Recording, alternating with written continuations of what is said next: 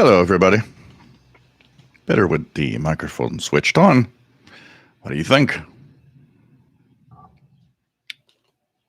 Okay, so that's okay here with my new setup. Hello, hello. Da-da-da-da-dum. Okay, that looks good here. That looks good over there. So let's hope everything's all right. And welcome aboard, everybody. So we've got this here. And we've got this here. This, I think, should be working with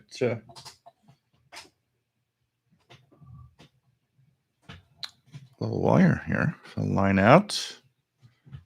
The line out. And the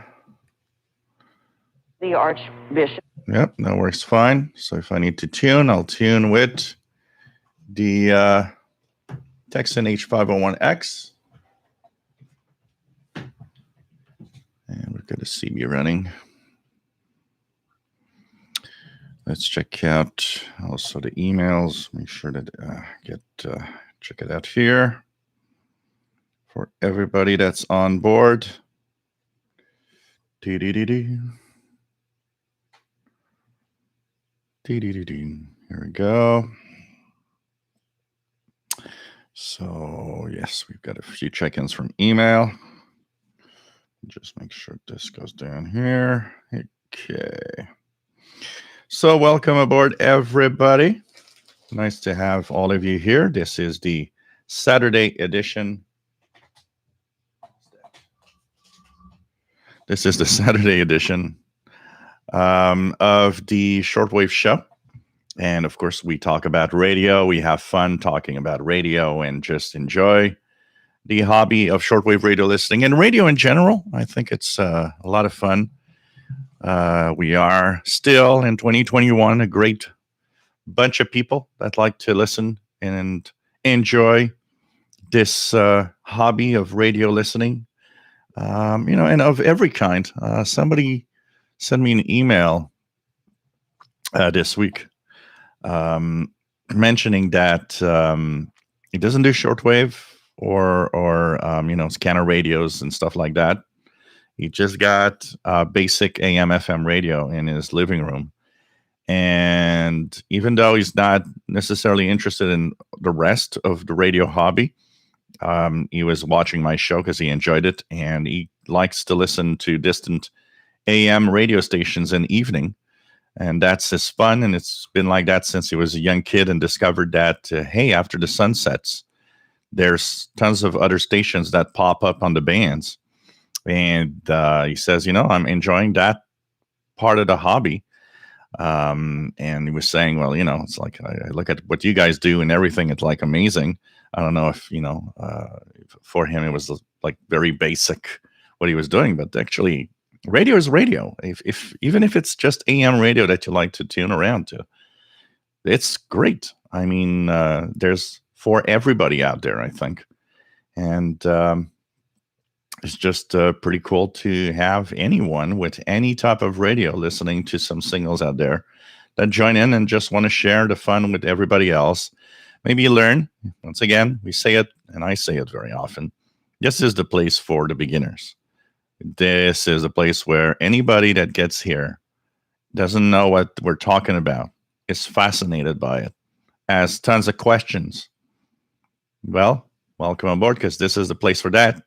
If you have tons of questions, we got tons of answers. Maybe that's the new that would be the new motto of the channel. Got tons of questions, we got tons of answers. So nice to have everybody here, and it's pretty cool. We are live. So my name is Gilles. I'm located in Montreal, Quebec, Canada, and we are live twice a week. Saturday at 4 p.m. Eastern, 20 hours UTC. And on Wednesday, Eastern Time, North America, 8 p.m. That's Thursday for a big part of the world at 0 UTC. 2 different times to try to get different audiences. And it kind of works. We get different people from around the world at different times, which is nice. And we, of course, are here to talk about the radio. We've got a chat room, wonderful chat room. You can join in, say hello to everybody if you have a Gmail account. Don't? Well, you can send an email at officialshortwaveradio@gmail.com and say hello. Officialshortwaveradio@gmail.com. Just say hi. Let us know, what you do, what radio you have, or just a quick note that you're watching. Let us know where you are. It's fun to know where everybody is around the world. It's always kind of cool. And we, of course, have a Facebook group where we're like, almost at 1,900 members now, 1,900 members almost. Pretty amazing. And a great place to be where people are having fun with radio. And it's one of those places where, the word fun is what we want and what we share. We want to have fun with radio. And so, it's a cool place to be also. So, pretty cool to be here and do these live shows and having fun with you guys. If you find the colors of my face a little weird, I've put some little bit of colored lights, so that's why it might look a little different today. But welcome aboard, everybody. Through email, I just want to say hello to Richard Lemke, having a Diet Coke, so that's perfect. And he says, have a great show. Much better today, 25 Celsius. Last 11 days, by 11 a.m. was already 30 Celsius. So pretty cool. Says, this is a fun day. England versus Ukraine. Yesterday, heard Radio Igloo from Sweden on 5,800 kilohertz via Texas Shortwave, which was via WRMI. Sorry, Habs. Yeah, well, it. I don't think. I think they found. I think that the hockey team, the Canadians, found their match with Tampa Bay, and nice to have you on board. And he says, "Happy 4th of July." So Richard in St. Albert, Alberta, Canada. We have Elizabeth saying hello from Regina, Saskatchewan. She says, happy Canada Day late and happy 4th of July early. And she says she's enjoying the show as usual. Thanks for all you do. And she has a good note to pass on. She says, thanks to everybody. I've managed to have my Kenwood R5000 fixed at a local shop thanks to a guy named Fred that owns a shop and been operating for more than 20 years. He decided to take on the job to fix my Kenwood R5000. And it's back in working order. And I'm so happy to have my radio friend back to tune around with you and all the people around the world. So cool. Elizabeth's got her Kenwood R5000 fixed, thanks to a good soul. It's a big job usually for that dots problem, but it's not a tough job because the Kenwood R5000 is still the way it's made. It's still one of those good old electronic devices that does have some space to work in. So if you're good with the soldering iron and everything, it's one of those things that if you're good with electronics and repair radios and stuff, you can do that job. It's just the radio looks intimidating. I remember a lot of places that I went to around here that were radio shops, that radio TV repair shops that were operating for like 20, 25 years. And she says, I went to a lot of those, and when they see the radio, they don't want to touch that thing. They see a complex thing that is just like a big beast, and they're like, yeah, I don't want to play around with that. That's way too complex. But when you just sit down, your electronics, you're good with a soldering iron, and you just work well. You can go in there and repair that beast. It's feasible. You just have to take the time to get all the documentation and the service manual, and then and with a little bit of help, when you can pinpoint a little bit, well, this is a known issue and it has to do with the PLL and all of that. So it's cool to see that she had it repaired, because I have to say, we get this question here quite often. Where do I send my radios when I want them to be fixed? And as time goes by, it's getting more and more difficult to answer that question. Where do you send a broken radio? And, count on the fact that most portable radios today are so small that it's more or less, when it breaks down, you buy another one. It's one of those things that's getting difficult to find. And, the good old days of having a repair shop almost every corner street, and just, bringing that TV in or that radio and fixing it, A great example of this is Toshiba TV, that 50-inch TV that I had here, that, when it started blinking, immediately on YouTube, there was a channel, and the guy was like, "Oh, you got to change that chip. Once you change it, it's back to normal." But if you go to a repair shop, they don't repair the chip. They're just going to like, "Oh, well, it's going to cost you $700. We're going to replace the board." Why do you want to replace a board when you can just change the chip? And that's something also that's being lost. They don't want to work anymore and actually going and fixing a part on the board. They just like, well, we're ordering board AB2634. That's going to fix your problem. And it's going to cost you a fortune, because a full board costs, is often sold at big prices. And you end up with, it's a $700 TV, and you're asking $450 to fix it. What are you going to do? You're going to buy a new TV. So that also is a lost art. It's true that today's electronics is very, very tight and much more difficult to repair.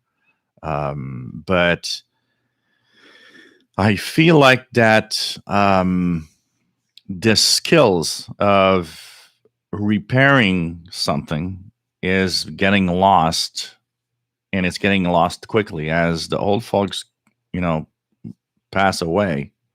We end up with, what? No one can repair that. No one knows how to repair that. No one does anything anymore.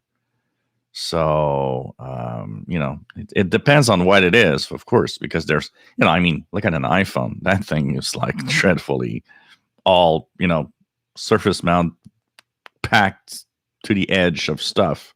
It's almost impossible to repair. But there's a lot of stuff that's still repairable, and unfortunately, they don't want to go through that problem anymore. Okay, what do we have in the chat room? Bobby Burgess, WA5107SWL in Morgan City, Louisiana. Nice to have you here. Michael Thompson, nice to have you on board from New Jersey into NLQ. We have Todoroki, nice to have you here. Dennis, nice to have you on board. Tim Lewis, nice to have you here from warm South Carolina. And he's glad to be here. Cool. Michael Thompson has some storms, so you gotta only use portable radios with the telescopic antenna. The Blind Picker, nice to have you here. W0RAB, Rob in Connecticut. Nice to have you on board. Blind Ham. And nothing like radio to keep you company and have fun. David, KJ4CMY, nice to have you on board. Rob, nice to have you here from 100 degrees Fahrenheit, Phoenix, Arizona. Youch. John Beckham, nice to have you on board from Florida. David, EA3IEK, EA4998URESWL in Barcelona, Spain. ¿Cómo está mi amigo? Sheldon Harvey, nice to have you here from Greenfield Park, Quebec. Tarek, nice to have you here from Cairo, Egypt. We have RJDA Dakota from Winsville, Missouri. WA0113SWL. Nice to have you on board. Paul the Cat just went outside, I think. I just gave him some food before the show started, and I think I saw him go outside in the backyard. René Charbonnier from Radio Classic Sunday. Nice to have you here from the Netherlands, my friend. We have, happy 4th of July to all our U.S. friends. That's coming up soon. Jeff Williams, nice to have you here, Jeff, from Southwest Cornwall, UK.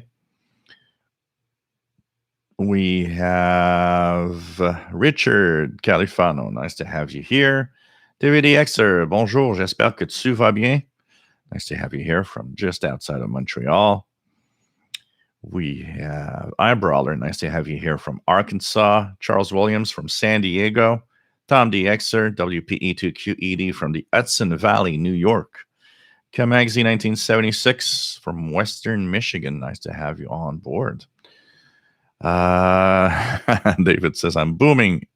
59 plus at the QTH. Shortwave listener, nice to have you on board. I got your email about that 3D look of the waterfall on what is it? SDR console, I think. I'm going to check that out. Thanks for the email, by the way. He's in Bolton, northwest of England, 15 Celsius and raining. Here it's rather cool.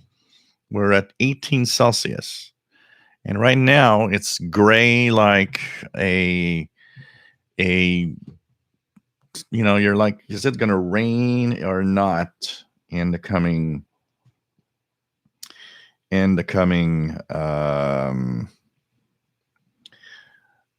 hours or something like that. Sorry, I just got okay. What else do we have here? Just want to check something. So okay. We have Kathleen. Nice to have you on board from Germany. Art Dodd. Nice to have you here from New Jersey. K2ADC.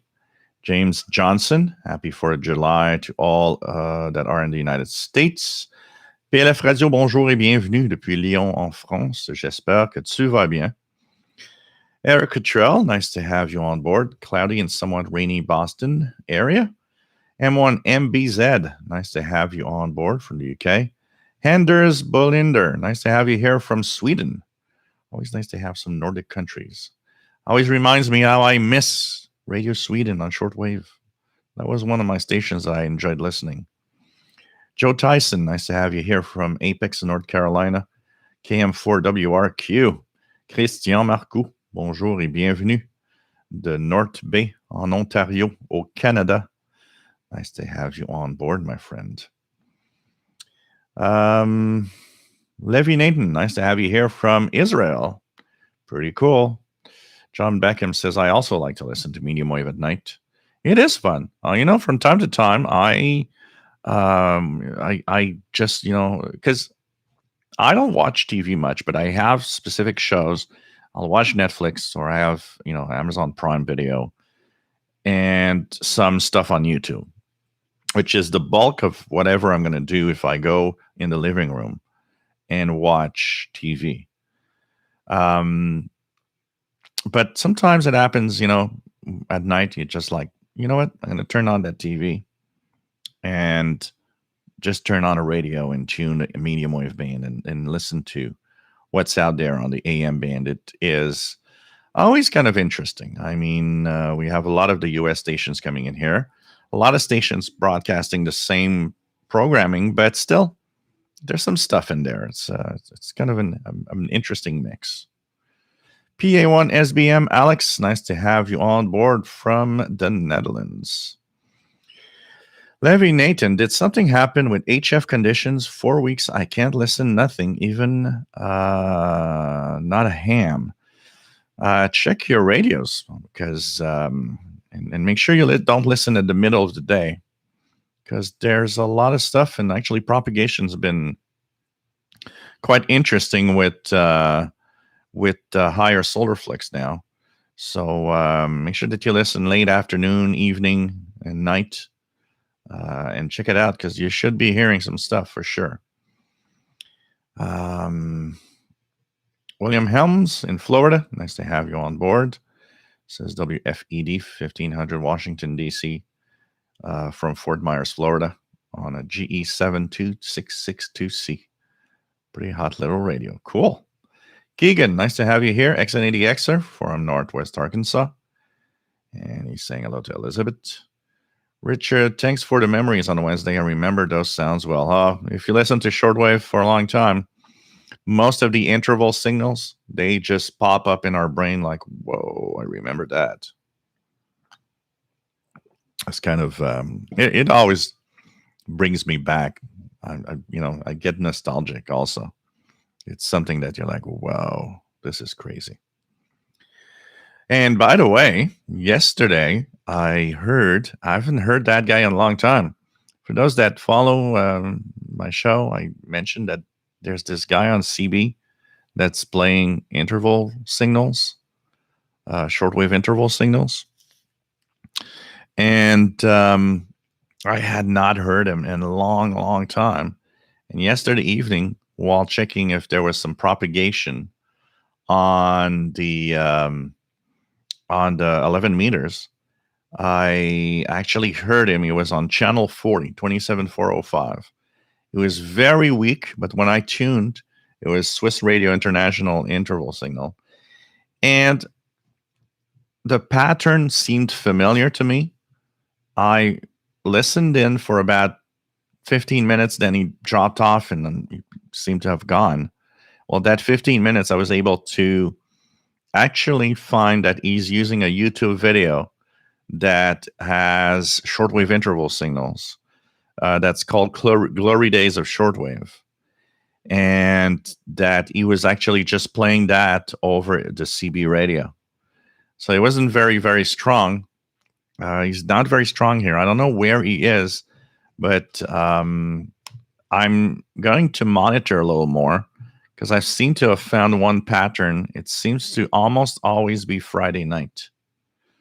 So I thought I'm going to try to monitor Friday, Saturday nights regularly. And if I hear him, what I might do is take one of my portable walkie-talkies, put the batteries in, and start walking around to see if I can pinpoint where he might be.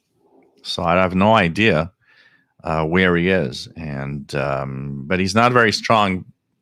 I mostly recognize it because it's easy to hear the interval signals through the the noise, because the interval signals, they just punch through. So but if it was talk, for example, or some of the interval signals, there is some talk in them, it's almost impossible to make out what it's saying. But because the interval signals themselves punch through the noise, I can definitely hear the interval signals part. So I heard him for about 15 minutes, and it dropped off. And I came here with the CB, actually. I put it on channel 40, and I issued a call. I said, who's the guy playing interval signals on shortwave? And never got an answer back. Maybe he couldn't hear me, or if he did hear me, he didn't want to answer back. But that was like, okay, kind of interesting. So what else do we have? Madoon, nice to have you here. Where are you located? SA3RIT, Mick, nice to have you from Sweden. Another Swede, cool. James Johnson, my car driving through northern Illinois. Okay. EA3IEK says, hello, Elizabeth. Congrats on having the R5000 up and running again. Yep, that is major cool. Major cool. Um, what do we have? Jeff McLeod, nice to have you here from Minnesota. P1SBM, Alex. Oh yeah, that dot problem in the Kenwood, and it's shared. You know, the TS450, I believe, 440 or 450, that share kind of the same design, also suffers the same dots problem over years of use. What else do we have? Oh yeah, that's the biggest problem with it, PO1SBM. It's that there's all that goo over the circuit that has to be removed. That's a big job, actually. Dimitri, nice to have you on board. Jeff McLeod says, sent my Udinen scanner for service, and they were fantastic. Fixed in a couple of days and returned almost immediately. So cool. So yeah, the TS440. That's the one that suffers the same problems because they share the same basic design of the receiver that the Kenwood R5000. Chico Moran, nice to have you here from Los Angeles. New to the channel and left shortwave radio since 1980. Cool. Eric Cottrell, nice to have you on board. I already said that. Eric says, problem with, oops, I lost my little part here. Let me try to find where I was. It happens to me from time to time. So, like Eric says, major problem is not simple to do surface mount rework. Yeah, that's the tough part. There's a lot of the things that are very, very compressed, very small devices. It's tough. It's a tough job for sure. Tarek says, I have a Sony Shortwave 77 and would love to get it fixed, but no luck in Cairo. Nah, sad. That is sad. We have Kevin. Nice to have you on board, my friend. We have RJ Dakota says, I actually remember the old days when you called the TV repairman and they could fix most any problem except the CRT. Yep. I remember my family was more of let's buy something new when it would break down. So my dad, when we had, for a long time, we had a 26-inch TV, color TV. And when it broke down, he just departed from it and bought a new TV, bought a 20-inch. And then that 20-inch gave out and bought another one. But I remember one of my friends, they had a big 26-inch color TV. And I mean, that thing went through almost all of the 80s. Every time it would break down, they would call a repair guy and have it fixed. And man, that old tube TV was something. Every time I would go there, I would look. It's like, man, you guys still have that old 26-inch tube TV? Wow, it was crazy. I remember the color TV we had in the late 70s was tube. They had tubes in it. It was funny because it was always the same fight every Saturday morning. So I was, I got that bug of trying to get stations from far away, very, very, very young age. But there was a reason why I wanted to have and listen to the faraway TV stations.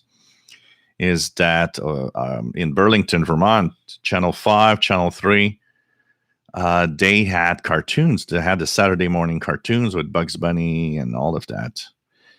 I wanted to watch my cartoons. So every Saturday morning, I would wake up early. I would play with the antennas and put them in a very funky way to get my Bugs Bunny hour and stuff like that. And I always had my mom yelling at me like, you're going to break the TV. The good old days. Steve, nice to have you on board. What do the two numbers on the top right corner of the PL880 represent, and are they useful to improve tuning? They are a signal to noise ratio. So one shows you the strength of the signal coming in. The other one shows you compared to the noise floor. Technically, I do not use that because they are inaccurate, quite inaccurate in most radios. And the best way to improve is to listen. Your ears are the best way to really know if you're improving or not on the signals when you actually put up antennas. I don't find that I never use it.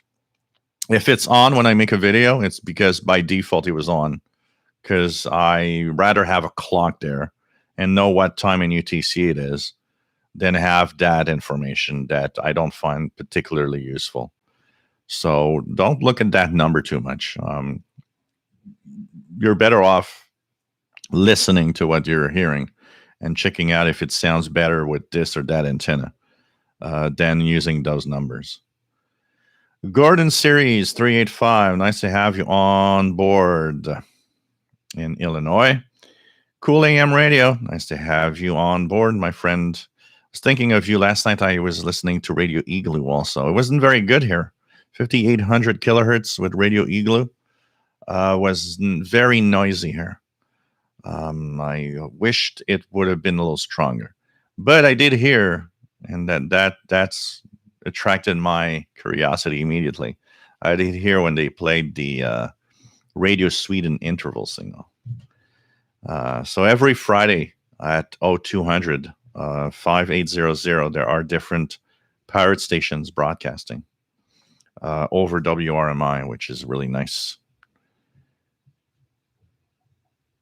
PLF Radio saw videos with the new Malahit called the Malahit DSP2, and I found this website in Russian, so I'm going to be checking that out for sure. Mika Delmage, nice to have you on board from a chilly 27 Celsius Shortwood Park. That reminds me of when I was in college and we had biology class. We had to spend a full afternoon in one of those at the botanical garden in one of the tropical plants areas. And boy, that was like hot and humid crazy. And that day that we went there, it was actually very hot outside. It was like 32 Celsius, 32, 33 Celsius and humid. But it was so hot in there that every time we would go outside from that place, we actually found that it was we were like really cool outside at 32 Celsius. It was like, wow, okay. That place is hot. I mean, to feel that it's nice outside, that place is hot. Erica Cole, nice to have you on board. Haven't done anything with my Texan PL680 in a while. In the UK, turn it on. You got to listen to stuff. Lots of stuff out there, Erica.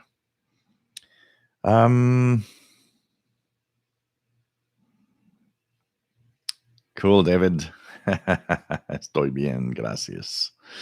John Beckham says, when I was a young boy, I broke a few pocket portable transistor radios, but the good thing back in the day was that there were many electronics and radio repair shops available that could repair them. Yep. Peter John Fetting, nice to have you on board. ZR6 PCF in South Africa. Nice to have you on board, my friend. Cool to have somebody from South Africa watching.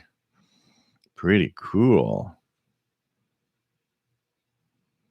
So yeah, my drink is vodka and cranberry juice.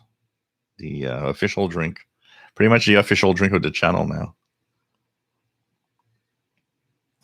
Randall Klontz, nice to have you on board from Northeast Illinois. Pelef Radio likes the videos with older radios. I hope you keep doing more of these. Yeah, there's going to be more coming up. Actually, yesterday there should have been more of the good old Grundig receiver, but when I started to set up, there were so many mosquitoes outside that I started going crazy. I thought, okay, the hell with it. I'm going back inside. So I'm hoping to be able to do something with that, and not, I'm going to compare the Texan H501X with the 52-year-old Grundig. Jeff KD5QDO, nice to have you on board from Beaumont, Texas. Our antennas are unplugged due to bad weather. That's the way to do it. Yeah, SolarFlex 95. There's actually a real big sunspot group, and we had a surprise X-flare in the last 24 hours. A sunspot that didn't even exist yesterday started pushing through the solar surface and actually unleashed the first X-flare in 4 years. So that's a very powerful flare. Sun is really waking up. That's kind of interesting. Keegan's remembers the WYFR interval signal. First time I heard it was in 2008. And that was my first QSL card.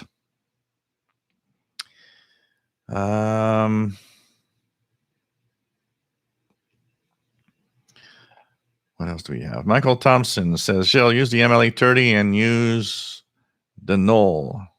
Yeah. Stephen Wood, Radio RSA had one of the best interval signals back in the day. Yeah, and it was beautiful. It was totally beautiful interval signal. It was one of the nice ones I liked.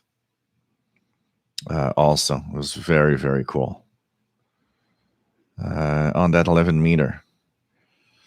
So yeah, you could use that on because I'm using the discount.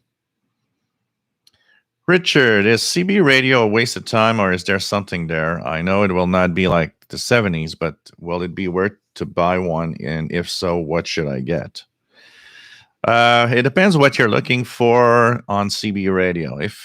Because for listening, you already have what you need. Most portable radios, a lot of them at least, go up to 27 megahertz, so you can listen to the CB band anyways.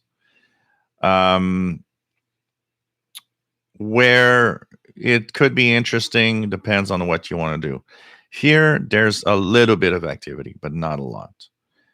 But what could be interesting is when the skip rolls through and you have a single sideband capable CB, you might be able to work some of those skip stations with sporadic e-skip and stuff like that. So that could be a possibility. It's hard to say, is it worth to buy one or not?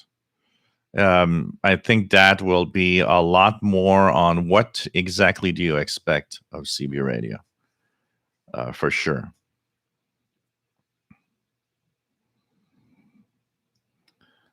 Archer's Undercraft's Kitchen, nice to have you on board from Massachusetts. Saw a beautiful Telefunken portable set at a local shop today, but they wanted maybe double what it's worth. Wow. That's crazy. Yeah, I saw the picture. It was beautiful, though. Tristan, nice to have you on board from Newfoundland. Happy Independence Day to the good people down south. For some reason here in Canada, all TV stations have to actually play Independence Day movie with the aliens that are invading Earth. It's like one of those. On 4th of July, they just want to play that over and over again, everywhere.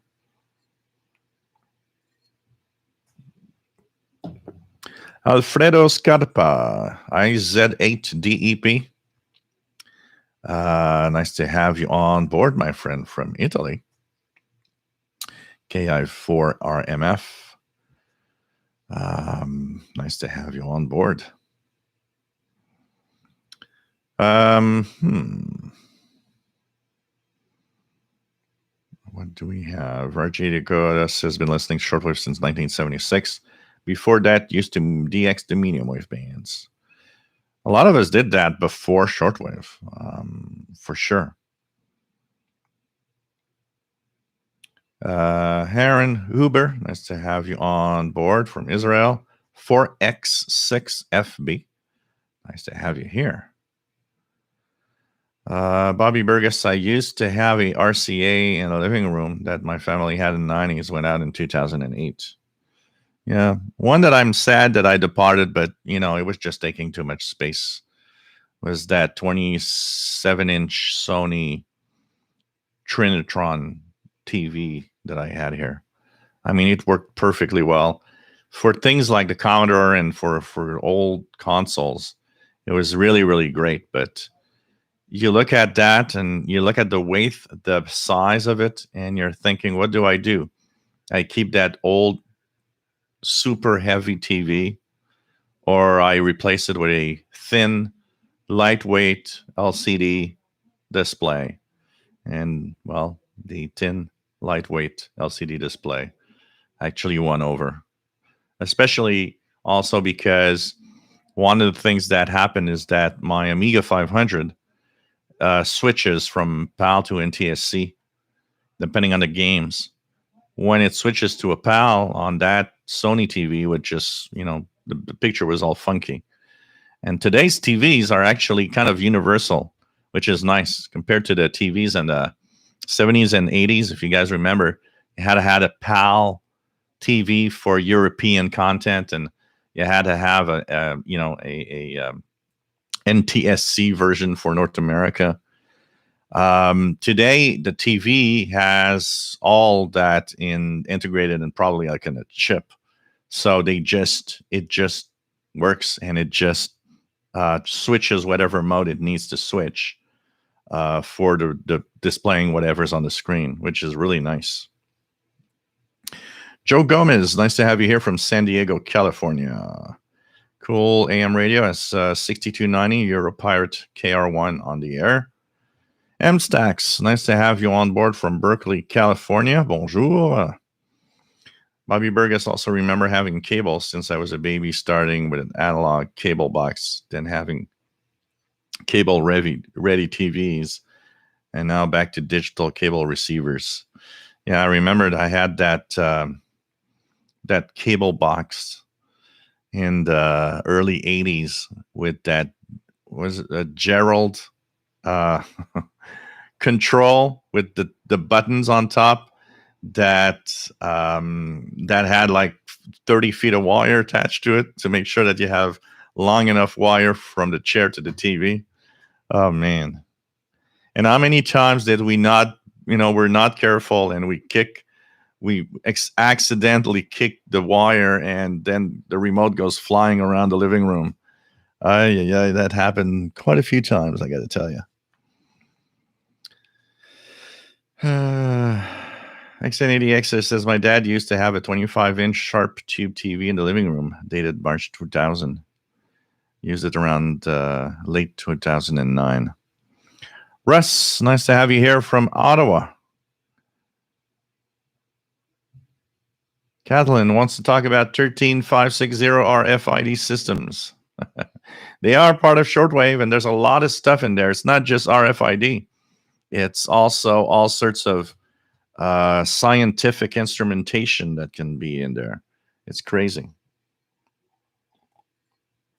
Almost anywhere you are in the world, if you tune 13560, you're going to hear stuff. Here, if I do it, 13. See, people who want to go back to the law. 560. There we go. Look at that.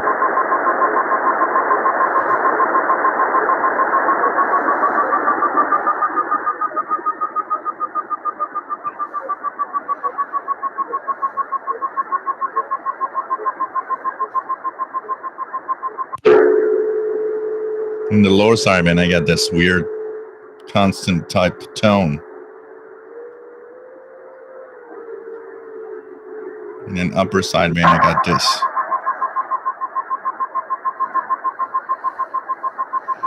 So that's what I get here on 13560 on all the different beeps and instrumentations. Jim, nice to have you here from Rhode Island. Robert Cross, nice to have you here. M1 MBZ drinking a cup of tea. Perfect. That's perfect.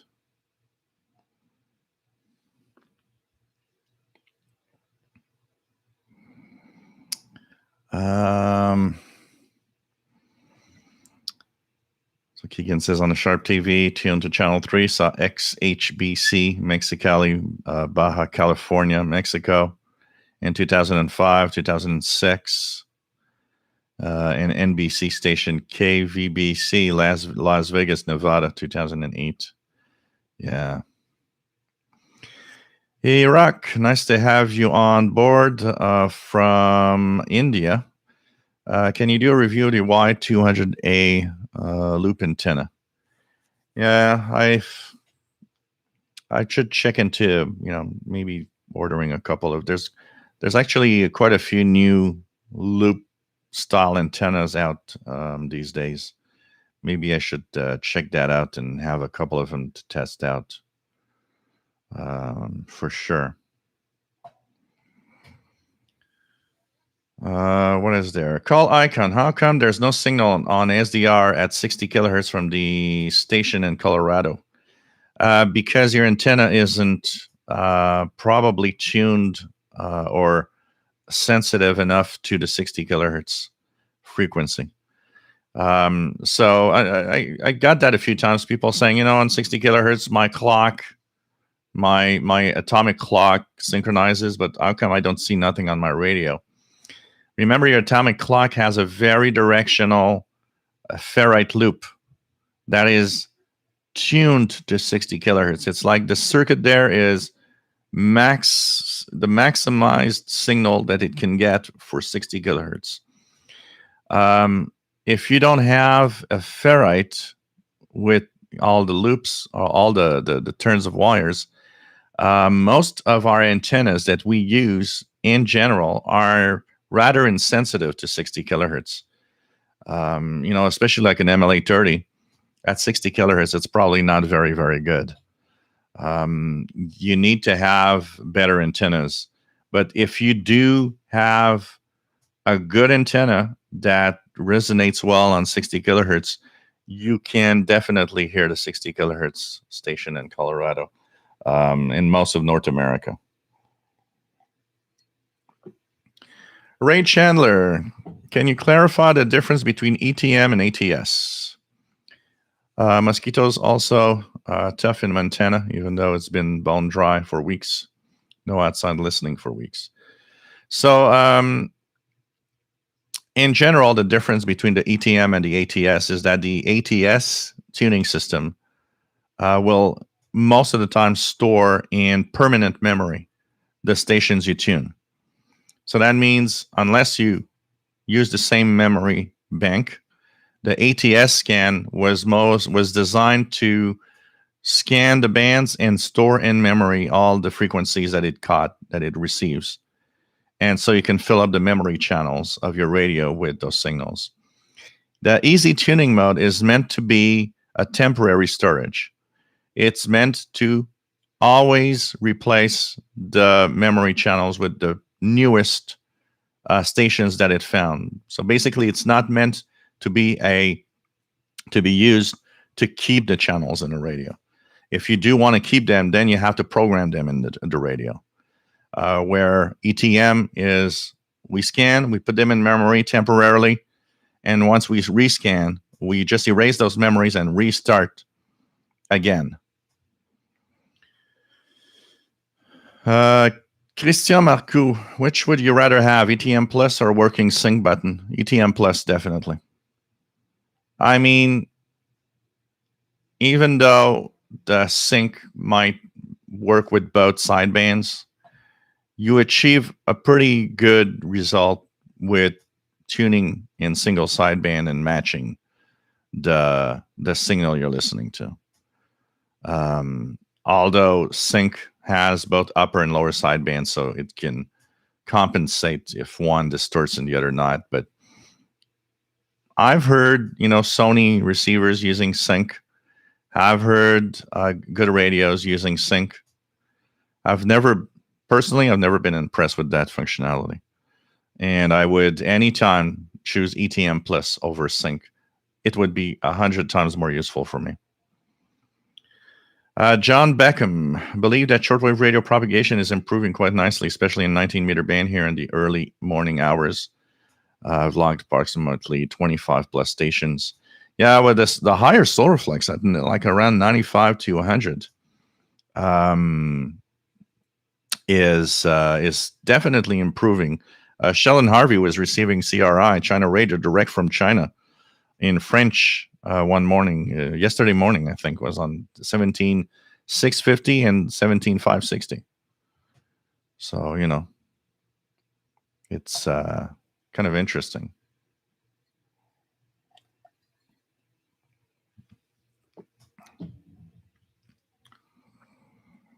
Oh, yeah, the Sony Trinitrons were built like tanks. Absolutely. I mean, that thing, I had purchased that TV when I moved here because back in 2000, we still didn't have or didn't really talk about, any LCD TVs and stuff like that. Here, it was much later, but I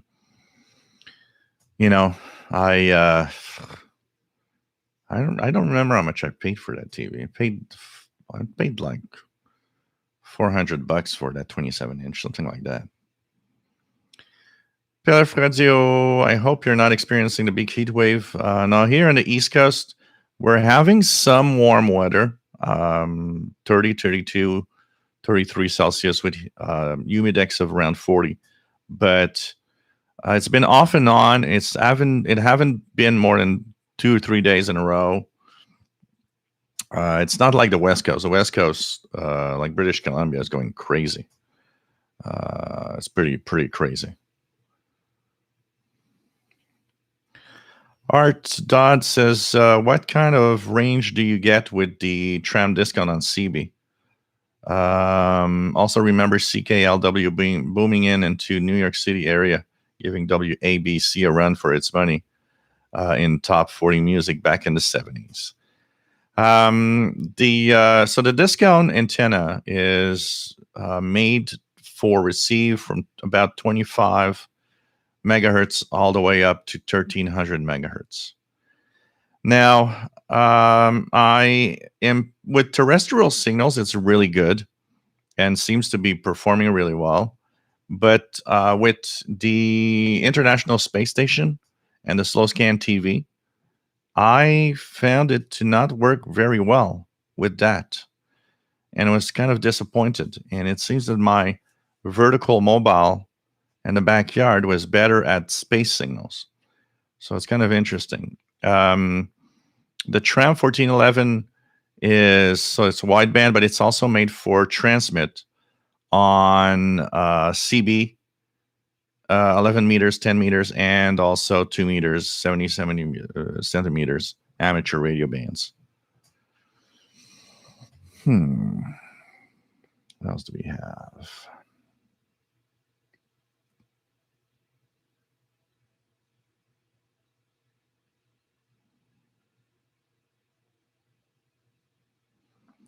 VT1 Radio, Paul AA1SU. Nice to have you on board, chasing the 13 colonies special event stations. That's something fun to do for sure. David says on the HG channels, there's even a slight improvement in sharpness, even though it's a CRT. So kind of interesting. Coolium Radio, Deltrax Radio Pirate from Netherlands, 4975. You guys have so many pirates in Europe. It's crazy. Al, nice to have you on board from Seacliff, New York. Still use my RCA Victor Strato World Shortwave radio from the 50s once in a while, and my cat loves to sit next to it. Cool. That's nice. Scott Belcher, nice to have you here from Kentucky. John Armicar, nice to have you here. What else do we have? Paul, nice to have you here from Southwest Michigan. Nick Amendot, nice to have you here from Romania. SoCal, nice to have you on board from California, AJ6LI.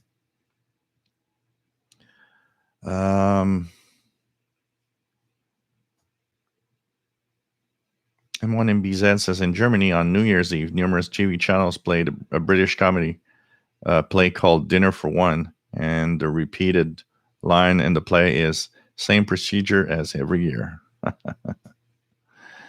Man.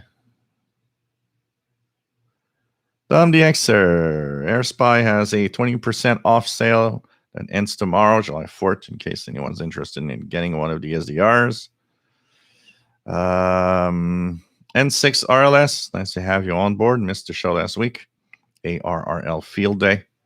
So back this week. Well, you didn't miss much last week because we weren't here. I wasn't here both on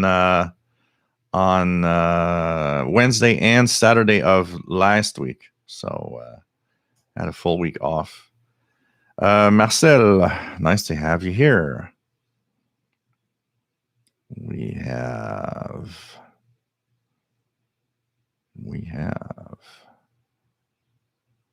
What do we have? If I miss out on anybody, say hi again, by the way. Jean-Marc Letts, nice to have you here. Skip, nice to have you on board from the rainy South Jersey into EI. Nice to have you here. Pretty cool to have all of you here as we are, of course, talking about radio. And hey, I'm finally joined the, I'm at the bottom of the chat. Let's check out something here. Any Russian number station we can tune in at this time? Let's just check out Priom here. PRIYOM.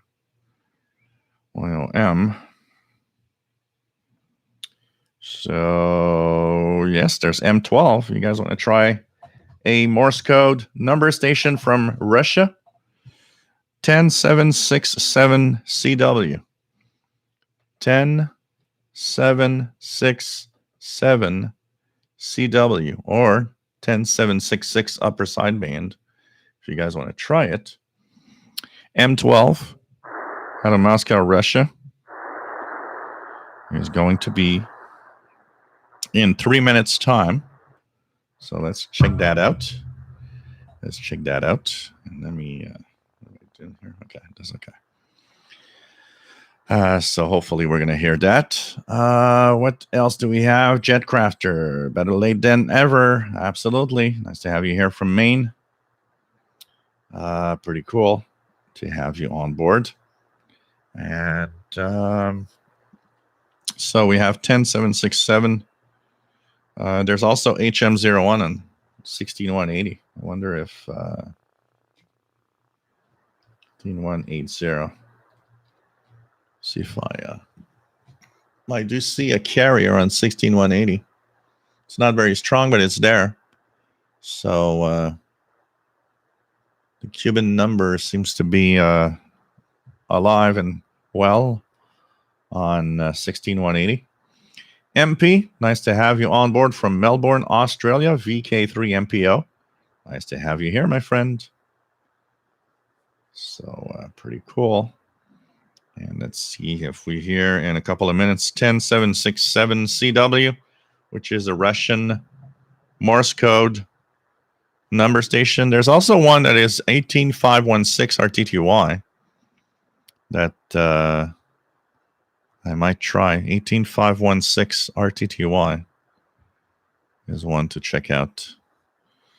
Let me do 18516 upper sideband on the SDR here. This is going to be the one to test out with the SDR also. So that's also a Russian number station, but in RTTY.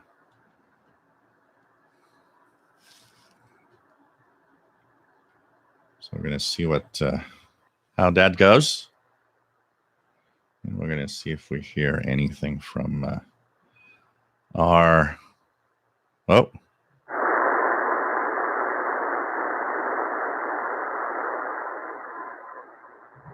Yeah, it's very weak. I hear the Morse code one, but it's very, very weak.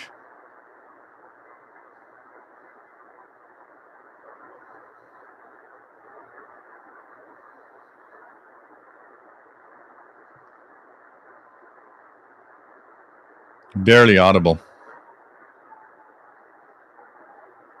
But it's there. You can hear it slightly. I hear it here.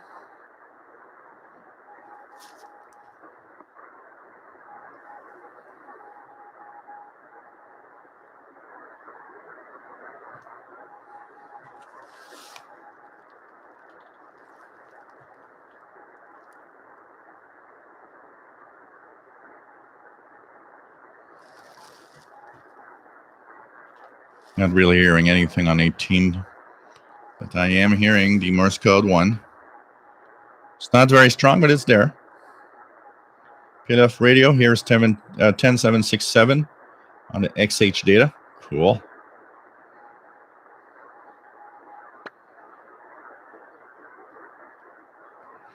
Yeah, it's strong, Carl Icon. It's the 60 kilohertz is strong over there on the Fort Collins, Colorado SDR because it's close to it. It's receiving it real strong. But that signal is very weak as it moves away. So if you are, 1,000 kilometers away from that station in Fort Collins, you need to have a good setup for the 60 kilohertz signal to actually make it to your radio. But with the proper antenna, you should actually see something and get it. PLF radio also hears 18516. Cool. I tried for 18516 on the SDR here and hearing nothing. The only place I'm hearing something is with the I heard the Morse code on the XH data, on the Texan H501X receiver. Let me check out any other things of interest here. So, like I said, WRMI, and thanks to Texas Radio Shortwave and all the people that are helping out there. We have, of course, the Friday evening North America pirate radio stuff at 02 UTC Saturday. That's 10 p.m. Eastern, 5800 on WRMI. Also coming up this Friday, we'll talk about it more maybe on Wednesday, but coming up Friday, Paul Walker, that is in Alaska, to the station there in Alaska, KSKO, I think, 89.5 in McGrath, Alaska, is going to have another live show rebroadcast via WRMI. So it's going to be that Friday night party thingy thing that he takes calls and actually requests. That will be 03 to 05 UTC this coming Friday evening North America, with 03 to 05 UTC Saturday. And that's going to be being played on 7780, 7730, and 4980 via WRMI. So these are a few of the things that are going to be of interest. So some nice, interesting, out of the ordinary broadcast to listen to on the bands. It's still a little early as we are 21 UTC, but no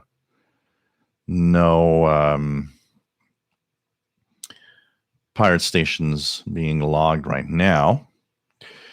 What else do we have here? We have, let me check if the signal is not bad. It's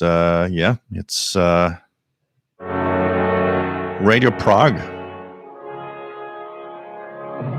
Radio Prague in English. 15770. Music by a philanthropist of socially progressive causes named Jeanette Thurber, with whom he would come to advocate providing free education there for exceptional black musicians.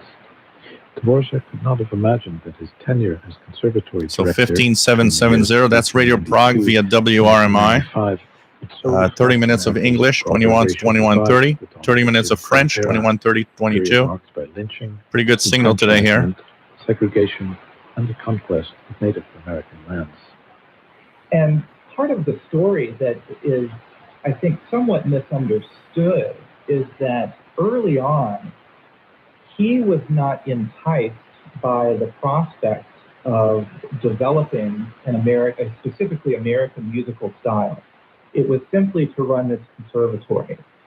But as I show in the book, the idea of developing an American musical style was one of So Radio Prague 15770 via WRMI. Pretty good signal here. That's what you're hearing there is coming through the Texan H501X receiver.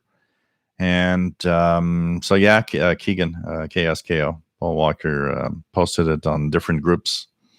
So it's really a lot of fun to listen to. I was listening last time, and I actually posted on some of the groups where I knew he was going to be watched to let him know how well the signal was actually going to make it. I've got a email here from somebody named Thomas, and Thomas lives in Liverpool, in the UK. He says, nice to watch your show. I've been watching for the past 6 months. Never miss a show. Always interesting. I have a couple of questions that you might find, you might answer, and that maybe your viewers might find interesting.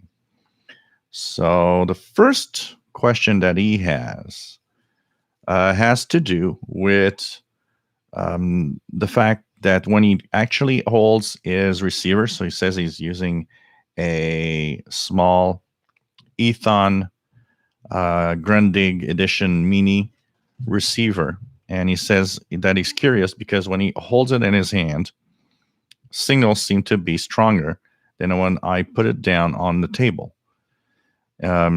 So his question is, why is that? And I always thought that maybe my body had something to do with it, as if we're being used as an antenna. So yeah, it happens a lot on portable receivers that the receiver itself is actually enhanced, if you want, by this effect. And so, yeah, sometimes I wonder if it's maybe part of the design. They're thinking that we'll be holding it in our hands. So I'm kind of, wondering if it's not something that you thought of. If it's not, well, it's clearly that the radio has an enhanced, reception, thanks to the fact that our bodies are kind of a natural ground, if you want, for a radio receiver. And so maybe it just completes kind of a circuit, if you want. And so that holding it in your hand with the telescopic antenna extended creates a full, circuit where the signals are actually, or the antenna is probably more resonant to whatever you're listening to. But a lot of portable radios show that. You hold them in your hands, the signal is really good, put it on the table, and you're like, wow, now it's crappy. That happens very often. If you clip a small wire antenna to the, because I know that radio does not have a external antenna jack, but what you could do is just clip a piece of wire to the telescopic to improve reception, and that's going to actually help out, and you won't have to hold it in your hands all the time to make sure reception is good. Before we continue, just want to see, Jetcrafter here anymore from the county com about a release date for GP7. I actually had Nick from Countycom, Nick Casarino from Countycom, send me an email today talking about how it's advancing and everything. So it's getting there. They're still kind of they still kind of are trying to tweak the radio and have some of the functionalities that they'd like to have in the radio with Texan. So they're still kind of preparing the radio for their own Countycom version. So if I have any news of a release, an official release date, I'll let you guys know. But slowly it's getting there. And I think it could be interesting because it might actually have some interesting features that maybe even the Texan PL 368 doesn't have. So this is going to be interesting. We're going to see. And of course, fingers crossed. Let's hope that that's going to be nice. And Nick at Conicom has been very generous in letting me know that when it is out, I will receive one to test out. So this is going to be really cool. So I'll give you guys news when I get more. J Mitt 44827. Nice to have you on board. Joe from Ohio. N8DLI. Pretty cool. Welcome aboard, my friend. Todoroki, nice to have you here. Where are you located? Tony, nice to have you on board from the city of Cork on the south coast of Ireland, where it's 22:10 UTC +1. Still daylight. Wishing all our friends in the US a very happy 4th of July celebration in advance. M1MBZ says the radio becomes loosely coupled. Yeah, it's kind of an interaction with the body and the radio circuit. So he's, like he says, loosely coupled to the human body via capacitance through the base between the radio circuit and the body of the person holding the radio. Yeah, pretty much we complete a circuit there. The human body is part of a radio circuit. That's cool. What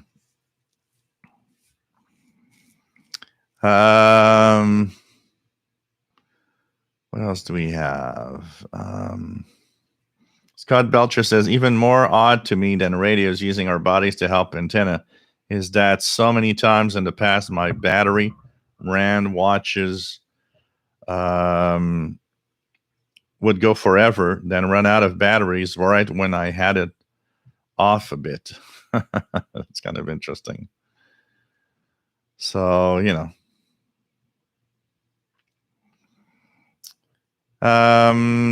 Tom DXer, on the Belka DX site, it says for maximum sensitivity when listening on the built-in speaker, hold a receiver in your hands or use a ground plane.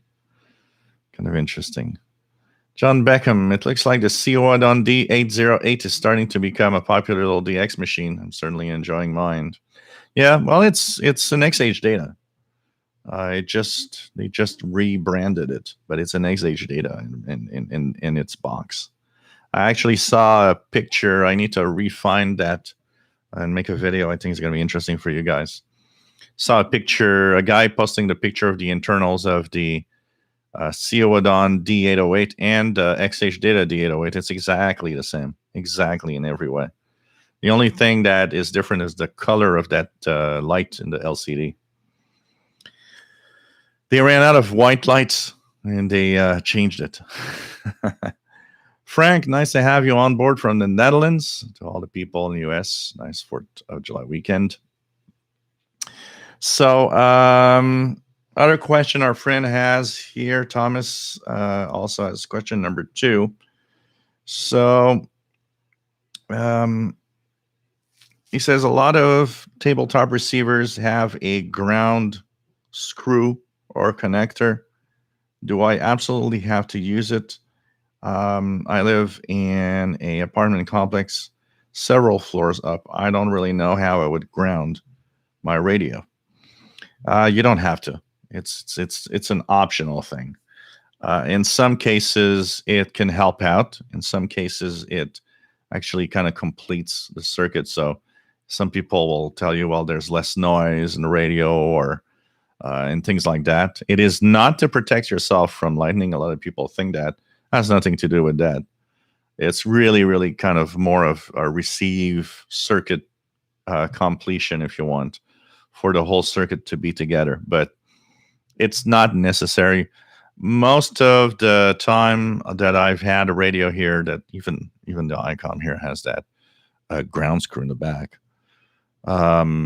With or without, I've never seen any differences. So it really depends on the antenna you're using, and it depends how your ground can be done, because grounds are a very complex thing to build. You cannot take, the cold water tab and say, I'm grounded. No, you're not. Especially if you're high up and you got pipes all across the building. That's not a ground. It's at all. And if you're high up and put wire to a ground plane or something in the ground, you're too far from the ground. It's not a ground either.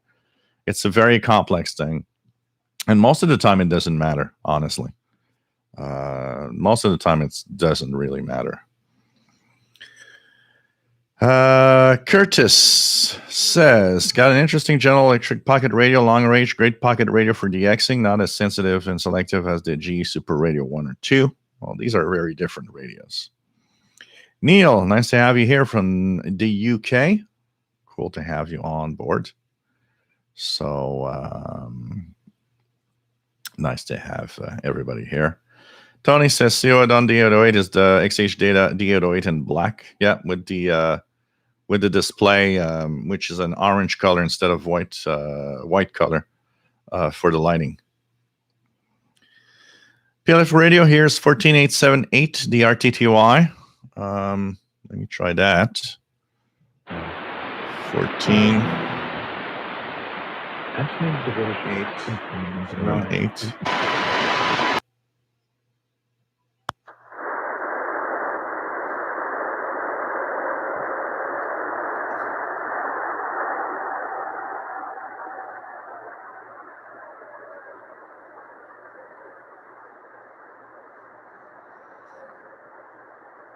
Maybe hearing something very, very weak, but nothing much here. Let's check out preamp for a second. There must be...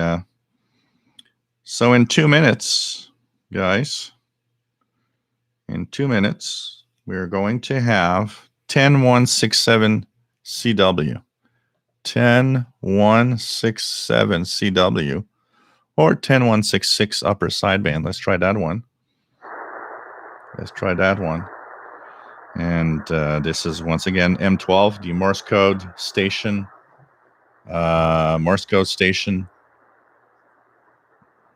From Moscow, Russia, number station.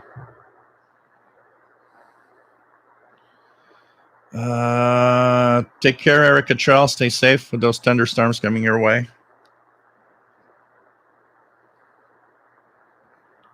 I see that to the south there's a lot of rain, but we're just kind of out of reach of the rain right now here in Montreal. Tony says, I have a Panasonic DR22, over 40 plus years old. Is still a remarkable DX radio. It is also known as the RF2200. That's an amazing radio.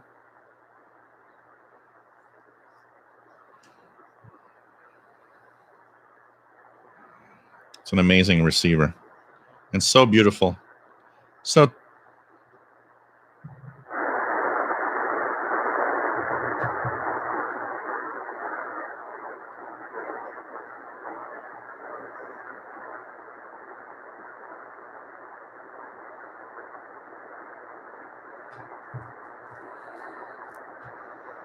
let's see if we can hear anything on that Morse code station. 10167 CW or 10166 upper sideband.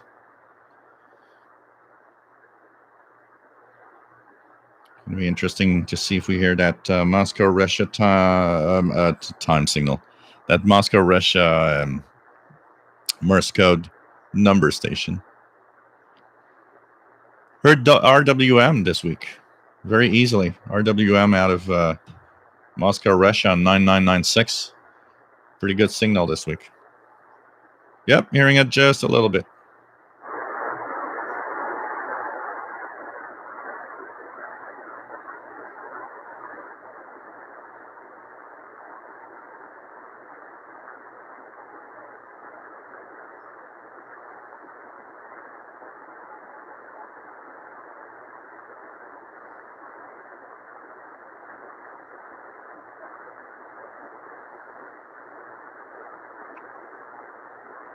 It's not very strong, but it's there.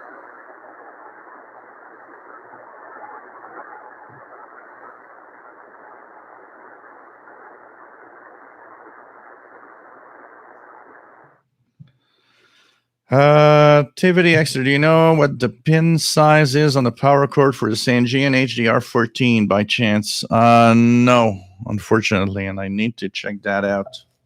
I would need to check that out.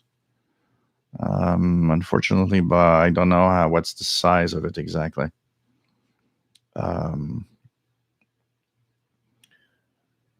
And what do we have? Our JD Dakota RF2200 was one of the only mechanical band spreading radios I've ever seen and owned. It was a complex but very beautiful set. Scott Belcher, it's funny how we can get an emotional attachment to a brand. Panasonic was my first radio, 8-track tape player. It was awesome, and I still have a soft spot in my heart for anything Panasonic. Honestly, over the years, I purchased many brand electronic devices, from Walkman to CD players to TVs to all sorts of thingies, boombox. One thing stood out for me of Panasonic, and it's interesting because people were not, people were very Sony in general. A lot of people were like, "Oh, Sony's the best thing that you can have," and over the years, I found that everything I owned that was Panasonic branded was tough, lasted a long time, and was of general better quality than almost anything else I would purchase from other brands. I always found Panasonic to be up there, top of the line compared to others. I have a Panasonic VCR here. Just staring at me. And I mean, that thing I purchased in 2000 still works great. And it's 21 years old. And I never thought, people were all telling me, "Oh, a VCR today after 3-4 years is going to be crap." Well, that one played a lot of tapes. And I can tell you that after 21 years, it still works great. Pretty amazing. But overall, everything, I've owned a couple of Panasonic shortwave radios also when I was young. I was a teenager. Unfortunately, I don't have them here. I should have kept those. But every time I purchase a Panasonic device, I always thought it was top quality. It always felt top quality and worked really, really well for a long time. Tony can hear 10167. Okay. PLF radio is hearing 10167. Curtis just bought an XH the 808, great radio for DXing. I bought a Texan H501X, is also great radio for DXing. Cool. Keegan says Radio Shack's my first radio brand. A lot of people, Radio Shack was a first brand. Realistic, that was one of the big Radio Shack brands also in the 70s and 80s. Mike WXDX50, greetings, radio friends from Northwest Arkansas.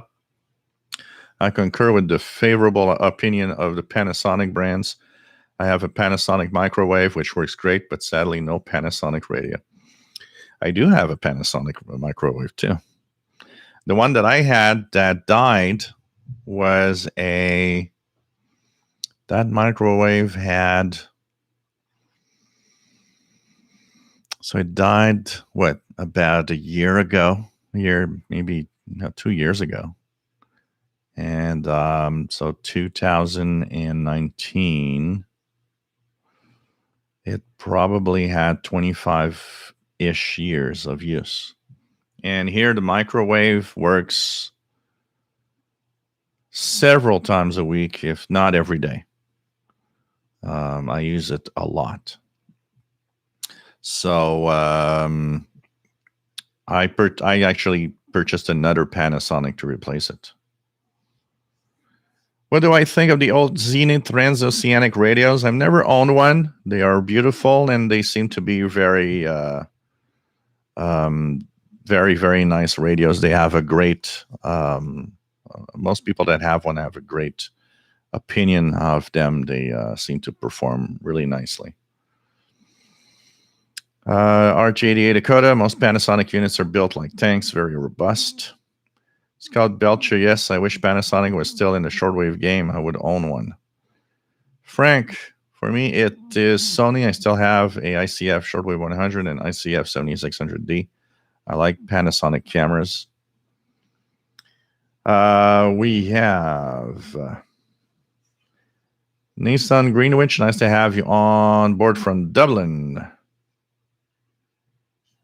Any of you ever lose radios for months in the end? With all the ones I have here, I got to say that sometimes I have a hard time finding one that I would want to use. So I end up searching frantically through my radios, which is kind of funny. Galbus says 10166, very strong signal in Northern Ireland. Tony says, I just love the analog feel of the Panasonic radio. I don't think a CC or any other current makes can remotely match the overall user experience. It is its simplicity that is part of its beauty.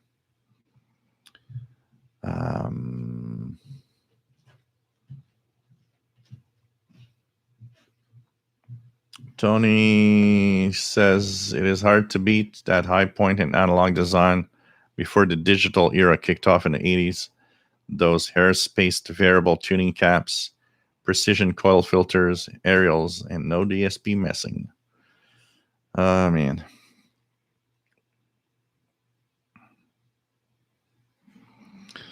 I do have, Keegan says, a Panasonic VCR from 1986 since the summer 2007. Actually, here, right under my desk, there's a 1984 Zenith VCR that still works, actually. That thing weighs a ton. It's like, those things were built like tanks. And I still remember my dad paid $1,000 for that VCR in 1984. They were darn expensive.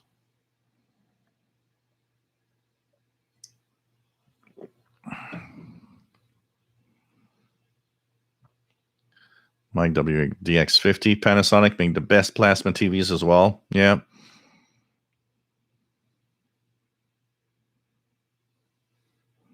Scott Belcher says, you obviously don't own an air fryer then. It's virtually replaced me in use of microwaves. Oh, man.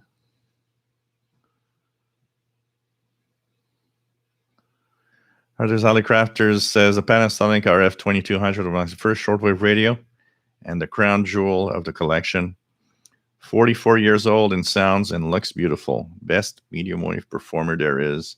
New or vintage. That would be nice. A Panasonic microwave shortwave combo. What are you doing? Well, I'm heating my cup of tea and I'm listening to Radio Romania at the same time. Man. Dimitri, how about the Grundig Radio Satellite Millennium Tabletop? Yeah, I've seen that a few times. I even had one of my clients that would fix his computers that had one. They are very, very beautiful. Really, really nice. They look very, very nice. Mike WX50 has got the G Super Radio. I've got the 3, which for me is kind of a junk radio more than anything else. Jay Watterson 69, nice to have you on board.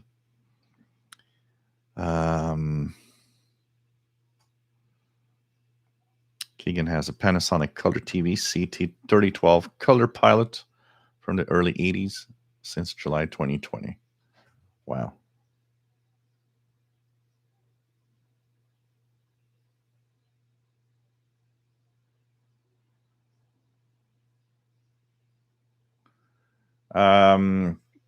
TVDXer, send me an email, officialshortwaveradio@gmail.com. Send me an email to remind me to look at that, and I'll come back to you with what size it is. I'll check it out. I'll definitely check it out. EA3IEK, all Matsushita brands, Panasonic for the low, mid-range equipment, Technics for the high-end, and Tascam for the professional market. Yeah, I remember seeing that Panasonic in the back of the devices were always Matsushita Electronics. That on the other side there was because a friend of mine had Sanyo stuff, and he led me to kind of believe that Sanyo was kind of a good brand. And everything I purchased from Sanyo, I purchased maybe 3 or 4 things from Sanyo that all crapped out like real fast. And I thought, oh, this is a crappy brand. Sanyo's not good. And never bought any Sanyo stuff. Actually, I don't even think we see Sanyo branded anything today. Richard Bittner, have an RF28 Panasonic and still works perfectly. These are nice. That's nice. John Beckham, has the BFO function been replaced with the new digital SSB units? No, most DSP-based radios still use, a lot of them still use a BFO, but a lot of them now use more of a, because of the DSP chip capability of what they call a fine-tuning, which is kind of a BFO, but with a different way of operating. But they call it more of a fine tuning, and it you have the 0 beat. You could see in the display 0 beat where it is, and so on. But there's still some DSP based radios that still use a BFO style tuning. But a lot of the new radios with DSP, they have more of a fine tuning thing now. Mike, Panasonic micro hoop is a lot of RF noise, probably not good to combine with radio. Yeah, that probably isn't a good idea. Probably isn't. I mean that these are powerful devices.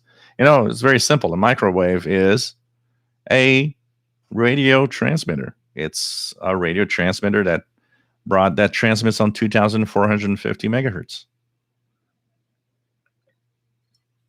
So mine is 1,100 watts. So that means that thing puts out a kilowatt of radio frequency at 2,450 megahertz. So you could technically use that, put it up in the air with a directional antenna, and you have a kilowatt on 2 gigahertz.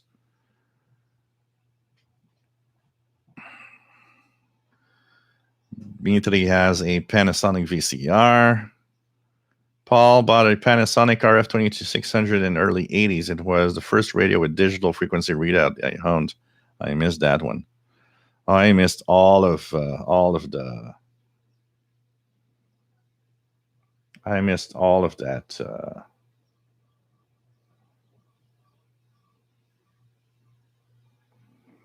I wish I had the Panasonic RFB 300, and the other one that I had was the RF 2800. I wish I had those. I never should have departed from those. Ever.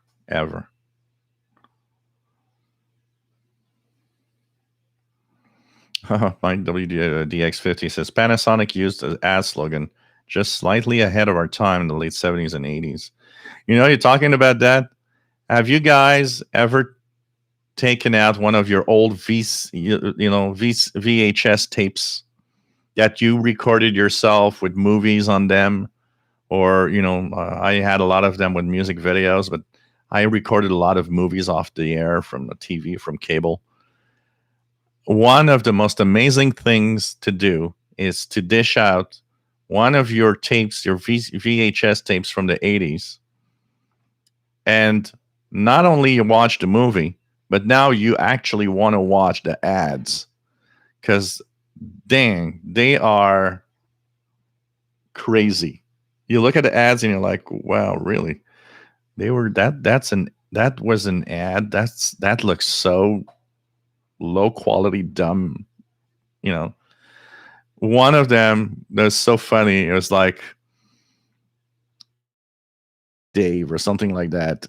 I recorded a James Bond movie, which was For Your Eyes Only. I still have it on a tape here. First ever movie I ever recorded on a VHS tape. So that tape for me is like a nostalgia tape. It has 3 movies because, of course, didn't have any money and was cheap. So you wanted to have 6 hours of recording. It has 3 movies on it. The first one, and that's the first movie I ever recorded on the VCR that I have here, For Your Eyes Only, James Bond movie. And there's throughout, so it's recorded off of one of the US outlets, like something like, Channel 22 or something. I don't know what channel, which one it was, but there's this guy called Crazy Dave Auto Sales stuff from out of like Plattsburgh, Vermont. His ads are so cheesy that I ended up watching and actually going forward to watch the ads more than watch the movie, because it was like, these ads are so funny. I just can't believe that was the ads playing on TV back in 1984. It was just crazy. But man, a lot of those ads, you hear that little tune, that little jingle, and you're like, oh man, that reminds me when I was 15 now. There's a lot of them. I mean, the ads become almost as interesting as the movie. It's pretty crazy. Mike, WDX50, my first TV was a Sanyo, wasn't good. Keegan says, both Panasonic VCR 1986 and Magnavox VCR 85 at identical displays. Tom the Xer says Sanyo was a crappy quality. Yeah, it was very crappy. I never had something that lasted and was good with Sanyo. Tony says, I also have a Panasonic GX600. It's got fine-tuning for shortwave, BFO, and up there with the 2200 for medium wave performance. It's got long wave too, a huge speaker with bass, treble, and loudness. Still works. Wow. Cool.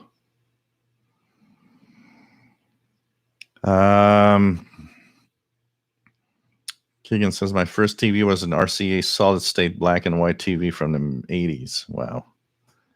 Mike WX50 says, yeah, Sanyo was cheap, and you got what you paid for. Man.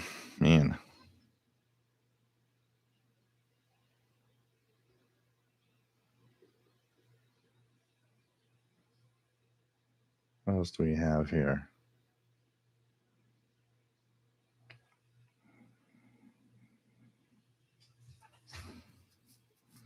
E3IEK, small TV on my computer on my countryside QTH was a Sanyo and worked perfectly until a lightning strike happened nearby.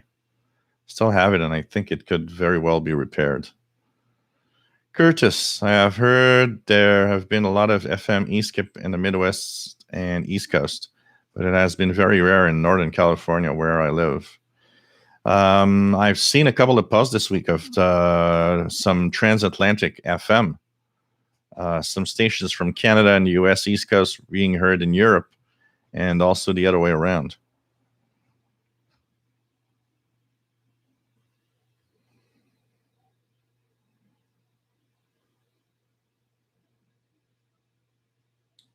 Man, pretty crazy. John Beckham says, looks like Sanyo still manufactures some big screen TVs and DVRs at Walmart. Oh, really? Oh, man, I'm going to stay away from that, can tell you that. Then again, I stay away from Walmart quite a lot also, so. My WDX50 says, in April 2011, Sanyo became a wholly owned subsidiary of Panasonic. Maybe they've got better quality now. Maybe they've improved the quality. Mark, nice to have you on board.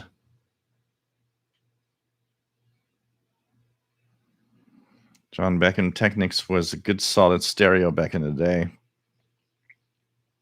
Scott Belcher says, lol, the ads, yes. Oh yeah, they're just like so funny.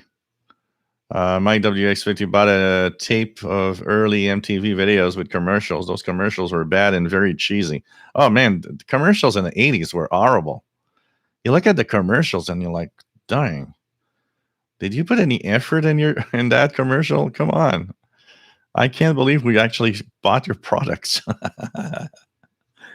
Oh man. I do have here a William Helmstock's 1985 Sanyo MGR 62 Walkman cassette. I do still have here a Sanyo Walkman, which was the first that I owned that had auto reverse.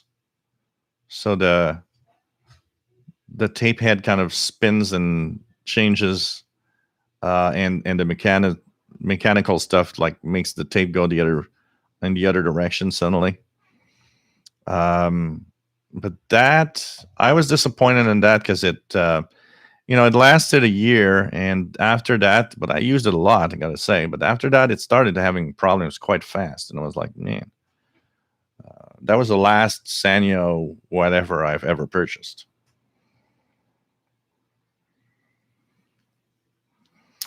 Tony says modern radios are often full of gimmicks like alarms and all that add nothing to radio's performance. Yeah, there's a lot of stuff that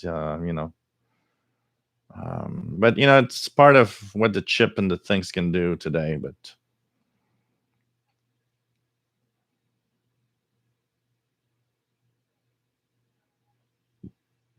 Curtis, what do you think of the Panasonic RF2600? I had one of these radios, and it was very interesting radio, digital, and analog display. Let me just check out here. Panasonic RF2600. Yeah, those were kind of interesting. Yeah, it's like the if I look here, is that what I was referring to? Yeah, it's like the 2800. Kind of a little bit of the same thing. So I had the 2800, which was a nice big radio. And that 2600 is different in the layout, but kind of the same thing. The 2800 had digital readout, analog display on the left side, and an on-off switch for the display, for the LED display, which I think maybe they wondered that we would use the analog display rather than the frequency display when on battery to save battery. But honestly, you never looked really, except for the looks. Where were you always looking on these radios? You were always looking at the frequency display to see where you were tuned. I don't know about the 2600, but if it's like the 2800 in sensitivity and everything, it was a darn good radio. It was a darn good radio. I remember out in the backyard where I lived, tuning to Voice of Vietnam when they were using those kind of odd, weird frequencies back in the days. One of them was like 15010, or I don't know, something like that. And I remember hearing Voice of Vietnam on the 19-meter band, just at that low bottom frequency, with just a telescopic with like really, really good signal.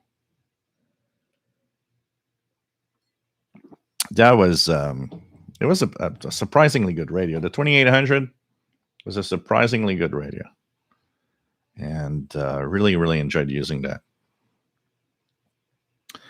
Dang, I wish I had kept that radio. I regret selling it. Sold it for like $75.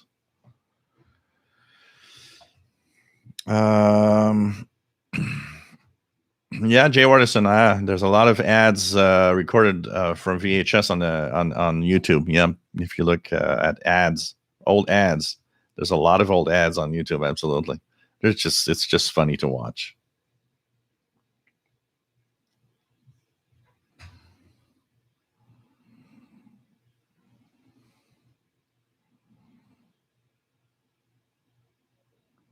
Dimitri says, I have been using a Panasonic DVC60p digital video camera and did a recorded air show in Minnesota on my mini DV tape. Was so cool.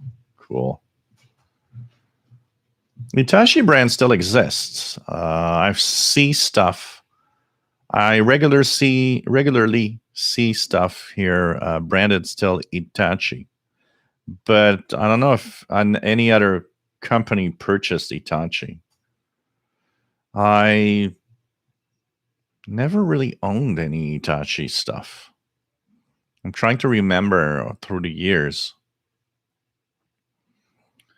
And of course, underneath there was the branding of whatever, who made whatever. For example, I remember my first hi-fi system that we had at home was a Sears hi-fi system with the turntable and 8-track cassette. That was the first ever hi-fi system we had. And my dad listening to Johnny Cash over and over and over again, that actually gave me a allergic reaction to any Johnny Cash songs today. Not that he's not good, but you know, I heard Johnny Cash a million times, and today if I will turn out of in a rash if I hear a song from Johnny Cash. Yeah, I walked the line. Oh man, I walked the line. He's walked millions of kilometers on that line with my dad. Then we had a lot of Sears stuff because that was the way that my parents were actually buying. Sears was big with their catalog. And I mean, we had a Sears hi-fi system. Then later on, when my dad decided we needed to change the hi-fi system again, there's another Sears branded hi-fi system. And that one had a 4-track cassette, had turntable. It was all in one. You know, it's like there's the 4-track cassette, the radio, had the turntable on top. You know, the one that you could put like 3 or 4 records on top of each other to scratch them up real good and put that little arm and they would just fall one after the other as they were playing. Ah, man. But you know, who made these? I mean, there surely was one of those brands of the day, Sanyo or Panasonic or whoever at the time, Hitachi. It was probably one of those companies making them for Sears. And it was just said, it all, you know, just said Sears on the amplifier and on the radio itself.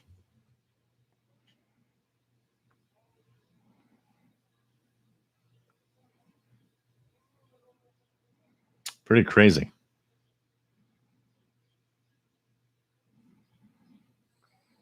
Keegan occasionally would tape Tonight Show with Jay Leno. Oh, man.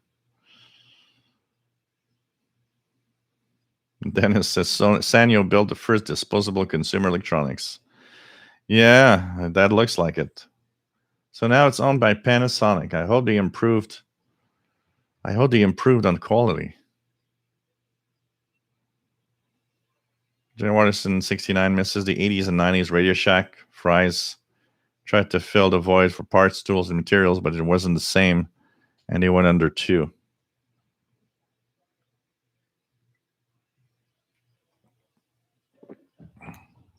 Man.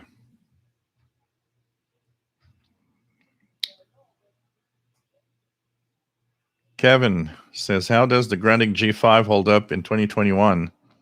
And does it receive SSB? So, yep, it does receive SSB, and you're giving me an idea. And actually, I thought of that Grundig G5 yesterday. Because as I was looking at my old radios, I was looking also at what old radio is missing in the old radios that I have here. So if you look at my kitchen right now, you guys would laugh your head off because my kitchen table is full of all the portable radios I want to make videos with in the coming days. So there's something like 15, 16 portable radios all on the kitchen table, which means I'm eating anywhere but in the kitchen. And yesterday evening, while I was looking at my old 50-year-old Grundig Satellite 6001, it came to mind that one radio missing from there was the Grundig G5. So I have to take out my Grundig G5, add it to there, and have more testing and comparing and see how the Grundig G5 holds up, Kevin. I'm going to have some videos with that this week. I'm going to play around with all of these old radios. And we'll be comparing them with the newer radios also at the same time.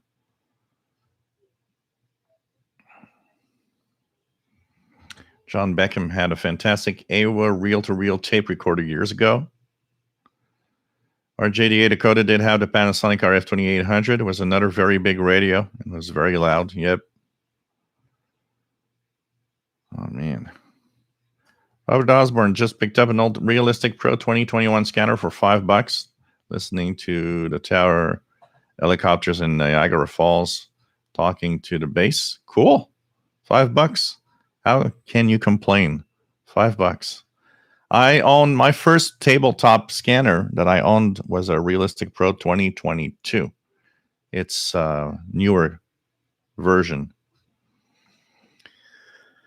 Mike WDX says the article in reference says Mr. Nakanishi decided to return Hitachi to its core business, heavy engineering. Hitachi trains are the front runner in the competition to replace all of the UK's fleet of intercity high-speed trains. Excel as was owned by the company Hitachi. Huh. Interesting. So maybe that's why we don't see Hitachi much now. It's like that was much of an industrial thing. They really, really were an industrial machinery thing. You know, a lot of these companies, by the way, we look at in detail of what they do, and you suddenly realize, well, that company that made my Walkman is also the company that made the subway for that, city in the world. And you're like, okay, talk about being being very diverse in what you do, and that's how you live. Actually, that's how you survive. How does your business survive? Is by doing a million things everywhere. If you do only one thing, someday you disappear. But they actually diversify and do stuff all around. Brian Penny, nice to have you on board from Cape Cod, Massachusetts. Comexi 76, what's really crazy was in the 50s when they could have cigarette commercials and promote them as being good for you. I gotta say, that was crazy. Imagine if we could have recorded as easily all of those ads from the 50s. I'm sure there are a lot of those still. Some people must have found a way to look at those ads and put them online. John Beckham, remember the chromium dioxide and metal cassette recording tapes, as they both had a great frequency response. Yep. Joe Tyson, Sears was great for electronics. I mean, they had so much stuff. We had Sears branded TVs at home. I remember.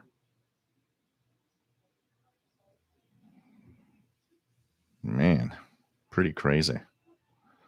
Tristan says we never got cable in until 1986, so friends and the next town over recorded TV shows for us on VHS. The A-Team, Airwolf, Riptide, Magnum PI, 80s TV was awesome. Oh, man, all of these shows. I remember the big thing when I was late, when I was like, from late 70s, early 80s, Chips. The cops and on their motorcycle. Man, that was so popular here. Every most of my friends were like, "Oh man, did you watch last night's episode?" I was like, "Oh man." John Beckham says Sears carried a lot of stereo brands such as JVC and so on. David says Philips also decided to leave the consumer market and go back into manufacturing medical devices. The consumer market is a tough one, and it's one that you don't make a lot of money off. The companies that make our big screen TVs, like, come on, we're all cheapskates. We all want to pay the least amount of money for our TVs. Admit it. And what does that do? What that does is, man, there's a lot of people talking outside. So what that does is very simple. What that does is that they make so little amount of money that at some point they're like, okay, so if we're going to go and go under because we do all of these consumer things, let's rethink what we're going to do. And these big companies, basically what they did was, you know what? Let's go back to the core of our business and do stuff that really makes a lot of money, which is, manufacturing devices for enterprise, for, medical devices of all sorts, because that's where the money is. And often what they will do is sell the brands because the names are known. I mean, we all know all of the different brands. Look at Grundig. When Grundig stopped making radios and devices, what happened? They sold the name. And I mean, companies wanted to have that name because Grundig was a quality device. Grundig was known. You put up something out there with a Grundig name on it, people wanted to have the Grundig. They didn't want to have anything else. So a lot of brands like that were sold off. Unfortunately, not always with a lot of success, and not always with really good radios and stuff. But they'd sell that for millions of dollars. Here's the name. Take the name. We're not going to do anything with it anymore.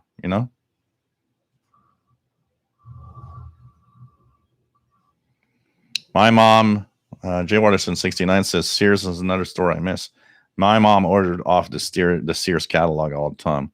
And the Sears catalog, if you were a kid at Christmas, was a catalog you would drool over. The Christmas catalog was, oh man. I looked at that catalog trying to see all this stuff that I would love to own and love to have. And I was like, oh man, there's some stuff in here. The Device 9. I never heard you mention the Sangean ATS 803A. You ever use one? Radio Shack also sold it under the Realistic brand. First good radio I've ever bought, about 1990. Yeah, that was a popular model. Sangean ATS 803. Also sold as the Emerson ATS 803 and sold as the Radio Shack DX440, I think. That was a popular one. Was a decent radio. Absolutely. That was a decent radio, for sure. That was really, really interesting. TDK, yeah, I remember. I remember buying all of these cassettes. I remember the first tape deck that I had that actually had all the buttons. It's like, well, now you want to record on all the different types of tapes. Well, you had all the buttons to enable all the features so that you had max audio quality on the different tapes. It was crazy. And the best friend of a cassette tape. What was the best friend of a cassette tape, guys? A pencil. When I see it on Facebook go through, it's like you see a cassette tape and you see a pen, and it says something like, well, today's generation will never know why this was the two things you needed together. And I still remember always being totally surprised and never understanding why. I would take the pen, and when the tape would screw up inside your cassette player, you would carefully take it out because you didn't want to lose that tape. And when you successfully took it out without having it broken, then you would take the pen and start, putting it back in the tape. And for some reason, when you arrived at the end, it was twisted, and you're like, "What? What the hell? Why is this twisted? I don't understand why it's twisted." Oh God! Oh, so many tapes I lost because they were stuck inside the funny story, which isn't funny, by the way. I'll admit something here that I never told my family. Well, I think I told my brother later in the year. When my dad had the first hi-fi system, it had an 8-track cassette player. And believe it or not, I was introduced to Pink Floyd with a 8-track cassette of Wish You Were Here. And also to the Rolling Stones with an 8-track cassette of the album Some Girls. And I would play those all the time. No, those were like my first introduction to music, and I loved listening to those. I got introduced to Manfred Mann's Earth Band with the album Solar Fire, which I loved and still today love as an album. I find it extremely interesting. That also was an 8-track cassette. And one day, and that was years, I mean, the amplifier had years and years of use, and I was the only one using the 8-track cassettes, anyways. At that point, my brother and my dad all had their stuff on vinyl records. So the Pink Floyd tape caught in the mechanics of the 8-track player. So I took the tape out, and of course, all the tape goes through that little door. So you have that annoying little door that you got to keep up, and then you got to go and remove the tape. So I had a pair of pliers that I would carefully insert and carefully pull the tape. And then the tape got kind of stuck real good, and I was like, how do I do this? And I would try different places.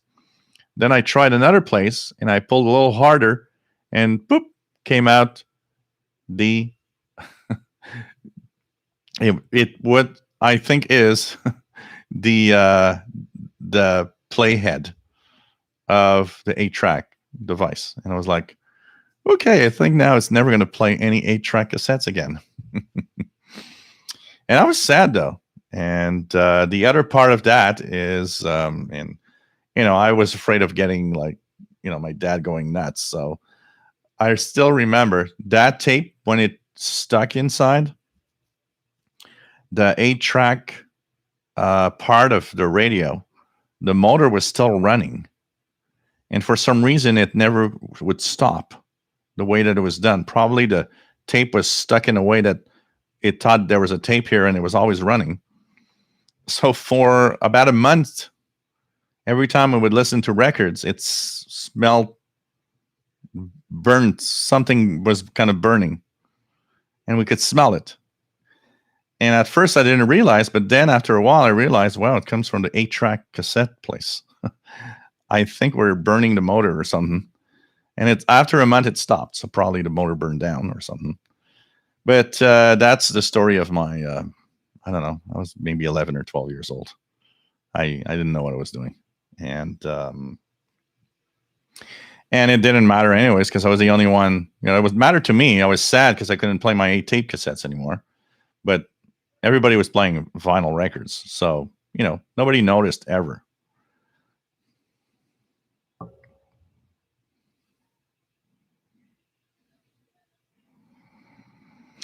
Frank says, yes, Samsung, very diverse indeed. Not only electronics, yep, a lot of stuff. Household appliances of all kinds, yep. Blowing, what is it? Exploding washing machines. David says, GE is one of the most diverse company I know. Over time, they've made audio, video devices, light bulbs, aircraft engines, locomotives, and who knows what else. GE is one of the biggest credit lenders in the world. A lot of credit cards and a lot of loans, higher interest loans, come through GE Financial, which is one of the biggest lenders of money around the world. GE is something. Take care, René Charbonnier, Radio Classics Sunday. See you next week. William Helms, well, Silvertone, Fisher. Yeah, I have a Fisher studio standard sound system here. I need to plug it in one day. I should do a live show and plug it in and tune the medium wave and FM band on it. Because the rest doesn't work anymore. I had the tape deck is pretty much fried. The CD player doesn't work. I haven't worked in years. The only thing that still is working in there is the amplifier itself, which is a 100 watts per channel amplifier. Still got the two big speakers here. I should have that running someday. Erica says, I'm very behind in the chat. Someone asked if anyone had ever lost radio for months on end. I have. I was a few brand new Texan. It was a brand new Texan PL880. Wow.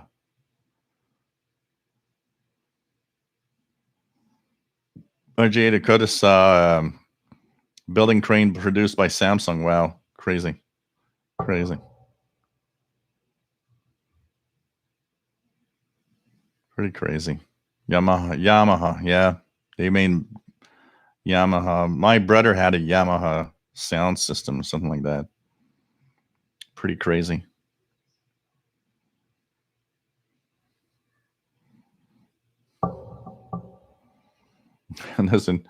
Doesn't G make nuclear power plants and weapons? So you get in heaven. So what happened? Well, the same company that actually made my super radio blew me up. Blaupunkt. Yep. That was a good name also. Blaupunkt was a very popular name for amazing sound, for audio in your car. Christian Marcoux, I live in a building with many elders. They call or knock at my door every time they have a TV problem. They buy cheap TV brands I never heard of. Cheap TV comes with cheap, small printed remotes. Oh, man. It is mostly always a problem of source or input. So you're the tech guy in the building, Christian. I know what it is. I used to have an old 90-year-old lady living just next door to me, and she'd come over all the time saying, "Can you come over? I can't get my favorite channel shows tonight." And it's like, okay, well, the cable box needs to be, those cable box you need to unplug. Waited 10 seconds, unplug it back because it screws up somehow inside, and then it's back in working order. Or, don't understand why my TV doesn't work anymore. I can't change the channel. Oh, God. That was something. The Sears Wish Book. Yep. JD Dakota, all those different companies of the same name are related in name only. Actually, those companies were only very loosely affiliated. Erica, good evening. What type of microphone are you using in this stream? This is the famous Shure. What's the model number? I never remembered the model number, but it's one of those most famous Shure microphone that exists.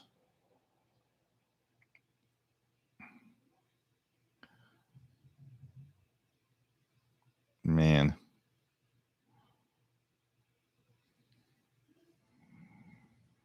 Paul says, just like you needed a matchbook for the 8-track players. Nick Amendot, I've always got twisted tape also. And I never could figure it out. So why did it twist? When did this happen that it twisted? I can't understand that.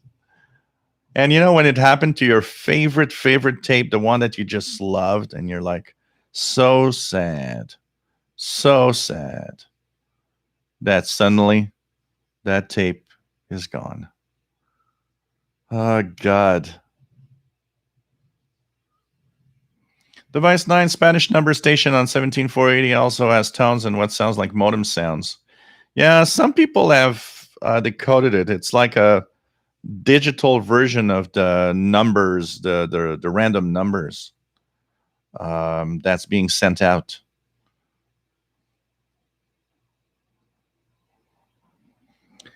David says, when you learn how cassette decks work, you wonder how they can do so well. On the average tape transport mechanism, the capstan pulls the tape when pressed against it by the pinch roller.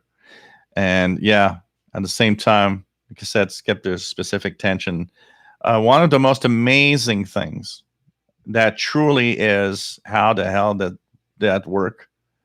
If you ever watched or ever learned how a VHS tape cassette player works, it's just truly amazing that we were able to record and play back video from a VHS tape. It's the most impressive thing you can check out. It's just crazy. Crazy. Lear being the inventor of the 8-track. Lear was curious as a child and teenager about a lot of things. This eventually led to inventions that he sold to Motorola and RCA. And when the 8-track tape cassette was misaligned a little bit, you would hear the what you're listening to, plus you would hear the other track in reverse in the background softly. It was crazy weird. It was crazy weird.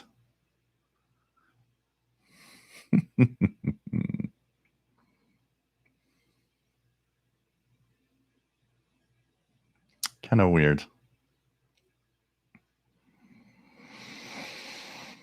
Oh, man. John Beckham says, I always heard that Emerson used more internal plastic parts within their VCRs, hence they broke down quicker than the competition. Daniel's son. Nice to have you here, Daniel from Melbourne, Australia. I had a good laugh about rewinding a tape up with a pen and finding it twisted at the end. You know, you rewind it because you just like, you know, you wind that tape with that pen and you're like happy you're going to get the tape back. You saved the tape and then it's twisted and you're like, what? Whoa. What the hell happened here? Oh, man. Joseph Richard, nice to have you on board from South Portland, Maine. And wife is from Quebec. Wow, cool. Welcome aboard, both of you.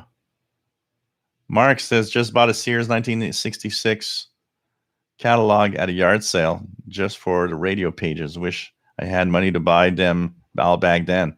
I mean, look at the Radio Shack catalog. And being a teenager, I wanted to have everything in that catalog. Man. Yeah, cassettes are making a comeback. 4-track cassettes. Absolutely.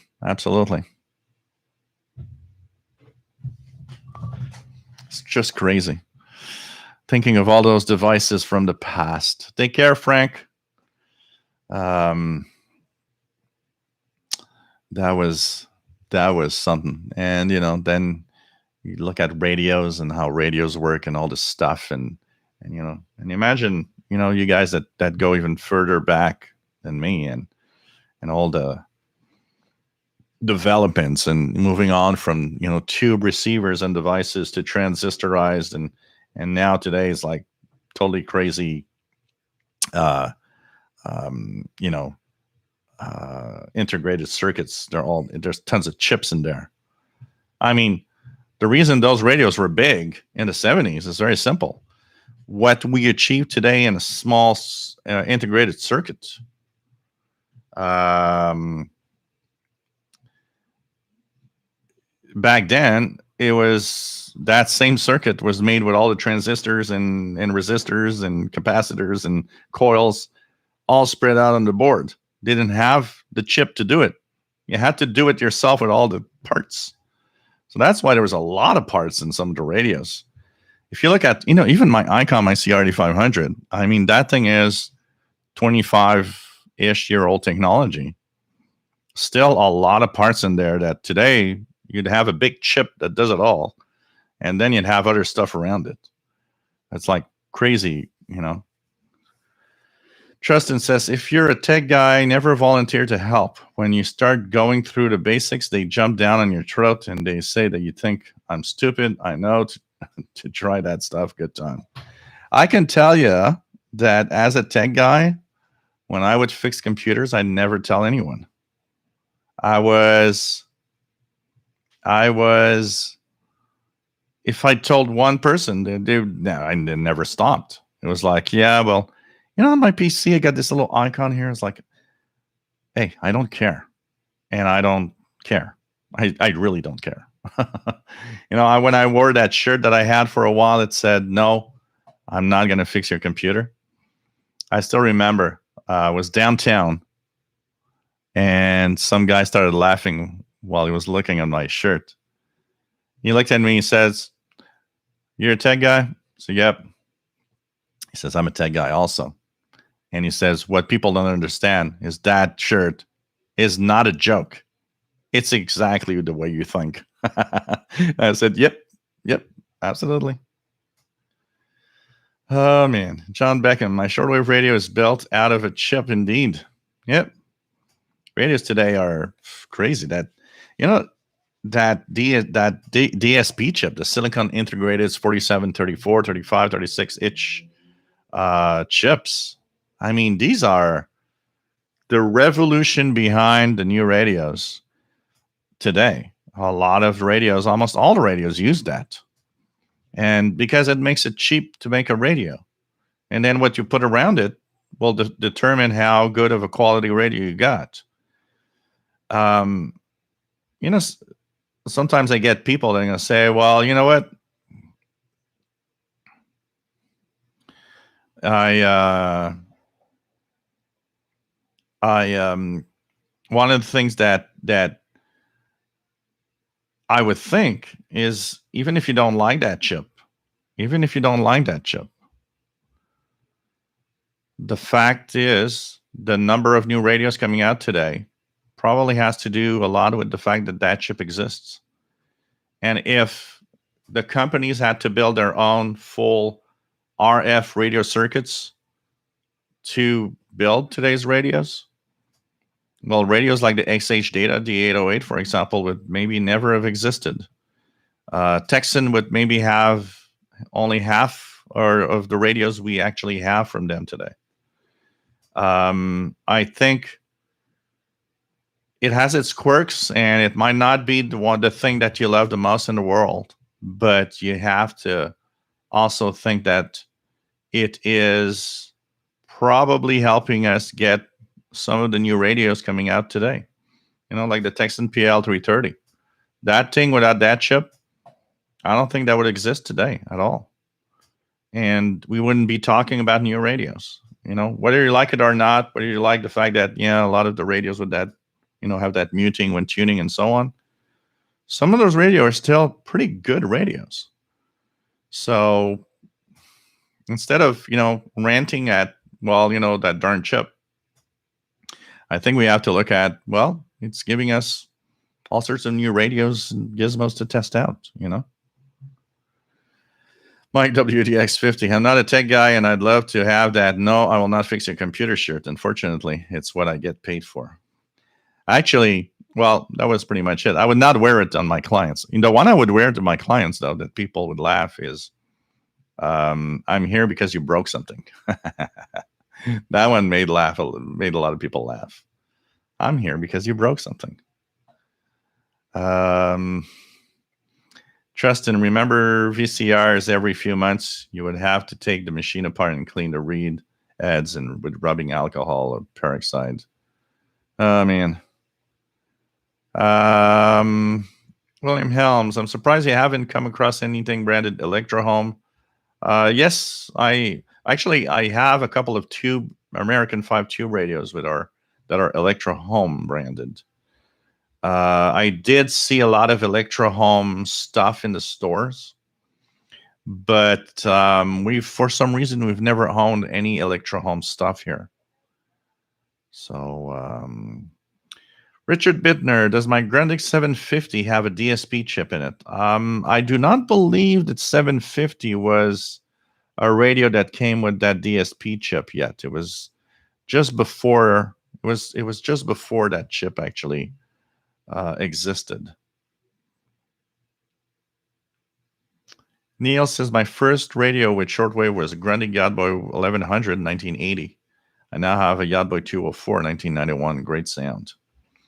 Hey, Terry Cook, nice to have you here from Montana, KF7BQ. Jay Dakota says, one SVHS machine I own actually made an awesome audio recording and helped me produce a great many cassettes and CDs. Harry Olden, do SDR radios need any type of special electrostatic protection to protect the radio?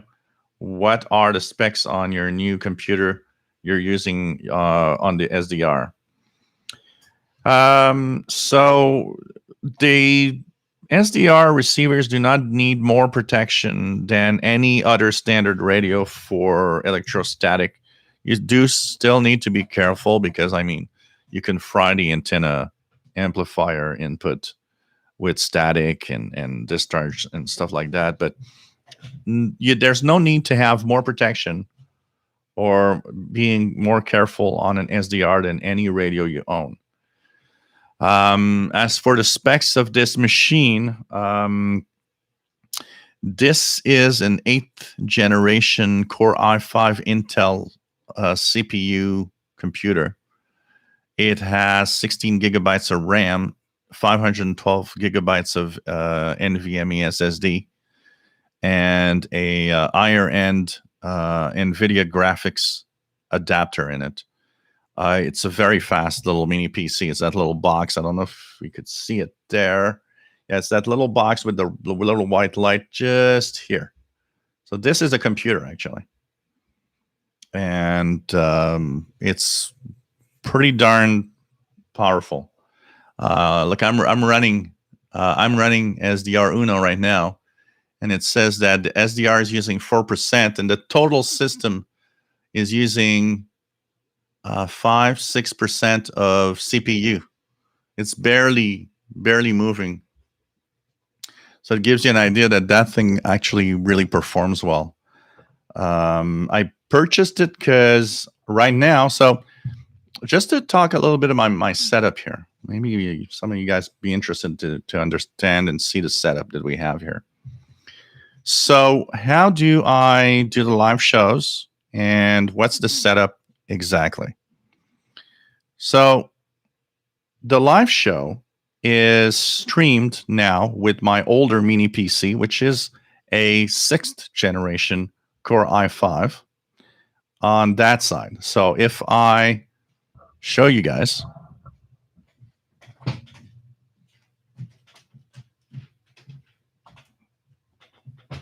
so you could see that there's a Sony TV there. That's the screen that I can see myself in. And if you look on that screen on your TV, on the side of the TV, there's a little box with the white light also where there's that little computer speaker. And that is the mini PC running the stream right now. That has the Logitech camera to it. And that is what's streaming the show. And that is now my dedicated streaming computer. It is going to do only that. And sometimes if I want to run 2 SDRs, it's also going to run my HF Plus AirSpy Discovery.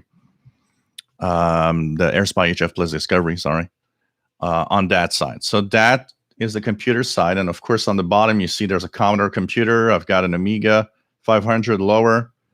If I go lower, you're going to see it here.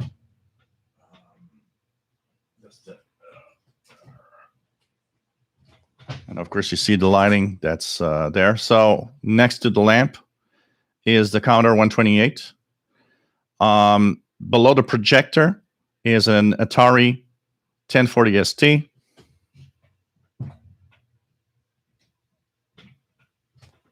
Below the lamp, an Amiga 500 computer. So you see all of that set up there, and it's a little messy. I am in the process of totally reorganizing that. So it's going to be much better when it's all done. I'm actually thinking of changing that 32-inch Sony to a 55-inch eventually on that side also. So that's when we get that side.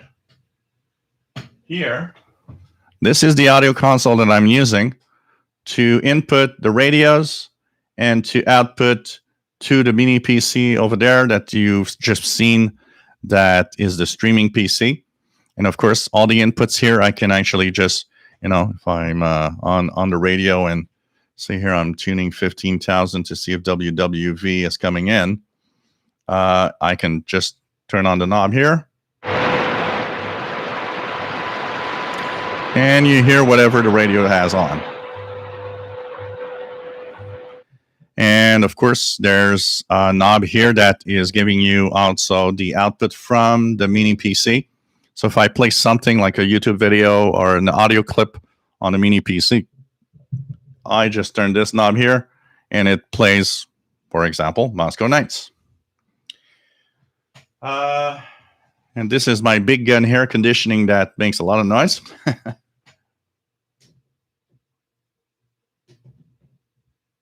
So on this side, the way it is now that's the new higher end mini PC, which is quite powerful. This runs my SDR Play RSPDX. This runs everything that I'm going to do in general. If I record, for example, recording the International Radio Report, I just bring up Audacity on this thing. Then I switch the console to this computer instead of that computer. And I do the recording here for the show. I will do a lot of videos. This is one of my PCs that's running Windows 11. For those that know what we're talking about, I can just, for 2 seconds, show this. So this is a Windows 11 machine testing out, of course, the new Windows 11 computer style stuff. So all the insider videos come out of here, for example.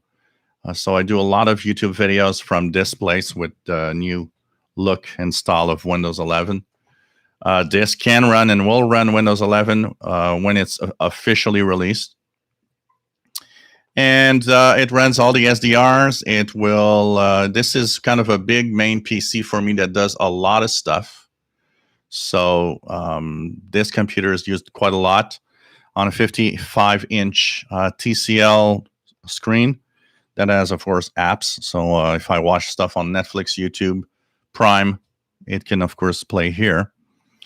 All the radios are hooked to the console in some way. And all the radios share the same MLA30 antenna because they all share it through this here, which is the MCA104M multi-coupler. So MLA30 comes in on one end, 4 outputs on the other end with cables. I can actually plug up to 4 radios working at the same time, receiving the same signal or different signals. So this is the setup that I am using mainly here for the live shows and so on. And I've got now new bulbs that are colored bulbs. So the only bulbs I need to replace are the one at the top there. But I can change the color of the bulbs into different colors and have different atmospheres and so on. Of course, 2 microphones. One is my Maono USB microphone, which is this. This microphone is mostly the one I use for my YouTube videos. And here's a Shure microphone, which is a well-known microphone that is extremely popular. That is anything that comes out of the console. So anything I'll have to record YouTube videos, I'll have to do that the console is used for it, then I will use this microphone here. So you can see that I have a nice little setup here for all the stuff that I do. And in front of me here is my gaming laptop. And my gaming laptop is now because at first that's what the laptop I was streaming with. So the gaming laptop I've got here is, I don't know if I can show you guys, just here on the keyboard stuff. The gaming laptop is here. And I got my screen right there. So this is the laptop that I was streaming with for a long time.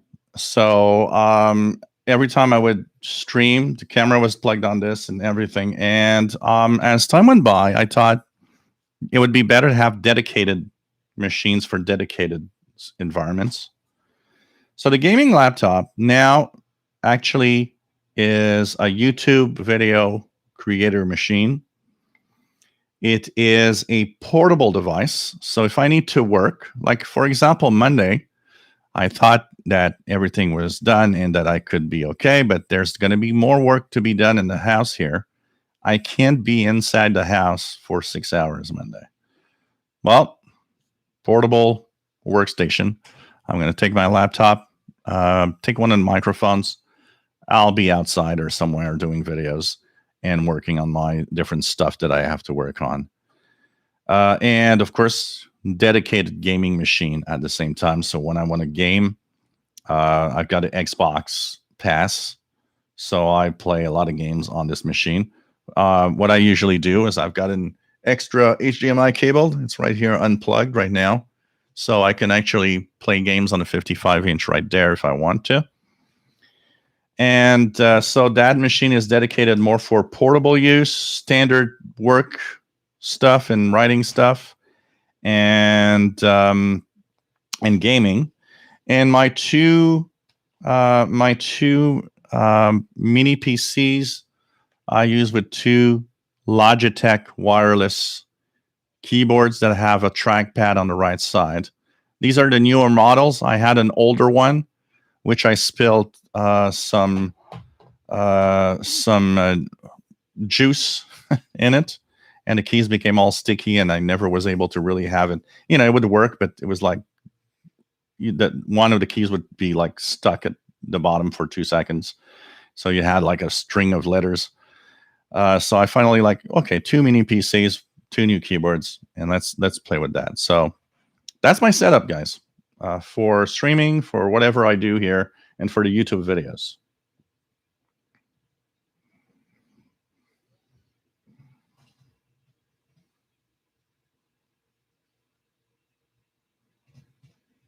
So let's go down here.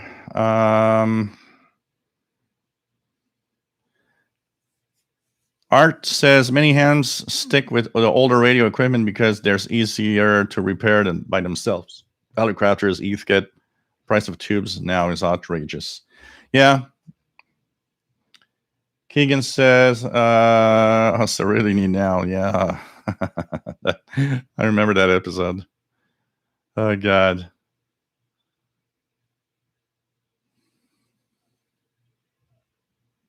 It's all right, David. No problem. I've seen that channel a few times. That Mr. Carlson's lab is really cool. If you guys if you like old computers like I have, the Amiga and all of that, one of the channels that's kind of nice with not just computers, but technology of the old days, the 8-bit guy, pretty cool also on YouTube. All sorts of stuff like that.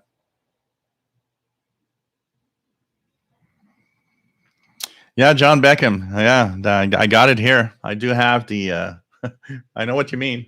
I do have the nice MP3 player. Shortwave is horrible and almost inexistent, actually. So it's like, yeah. So let's check out what's here. Anything here? Big blob of interference around 6,000 kilohertz, man. Pretty crazy. So, what else do we have? Robert Osborne, how are your Habs doing? Pretty bad. I don't think they're going to make it. I got to tell you that. Yeah, there's a lot of people outside. Actually, there's a controversy here because we have a vaccination passport. You know, I got mine. I got two. I'm fully vaccinated, and of course, we're still being careful. So, like the Bell Center has only 3,500 people maximum allowed to watch the games, and of course, that place can hold like 21,000 people. So, what happened is that one of the journalists said, why don't we just use that vaccination passport? Let's fill up the 21,000 seats, but with people that are fully vaccinated. And of course, that's the big controversy. Nobody wants to get into that. So it's like, yeah, okay. But anyways, I hope they can go, but I think that. But here, hockey is crazy. Here, when they play and the Canadians win, we hear people screaming everywhere. It's crazy, crazy. Pirates on the air now. 6925-6935. Let's check that out. 6925. Anything here?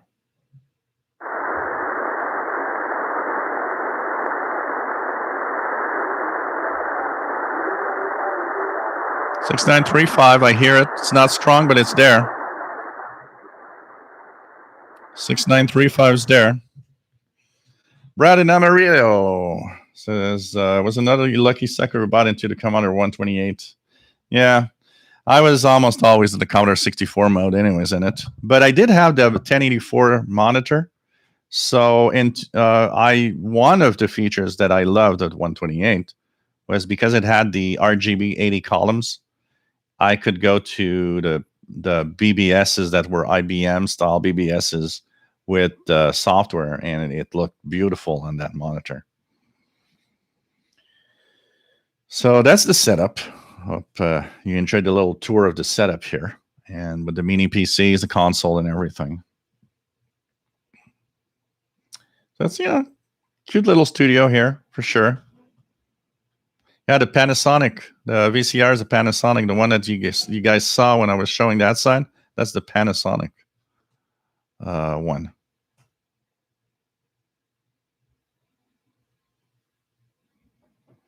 So it's really, really cool to, and Kamasi 76, my desktop says it needs a TPM chip for it to run Windows 11. Not sure I want to bother. How old is your PC? If it's less than 3 or 4 years old, you have the TPM chip. You just need to enable it in the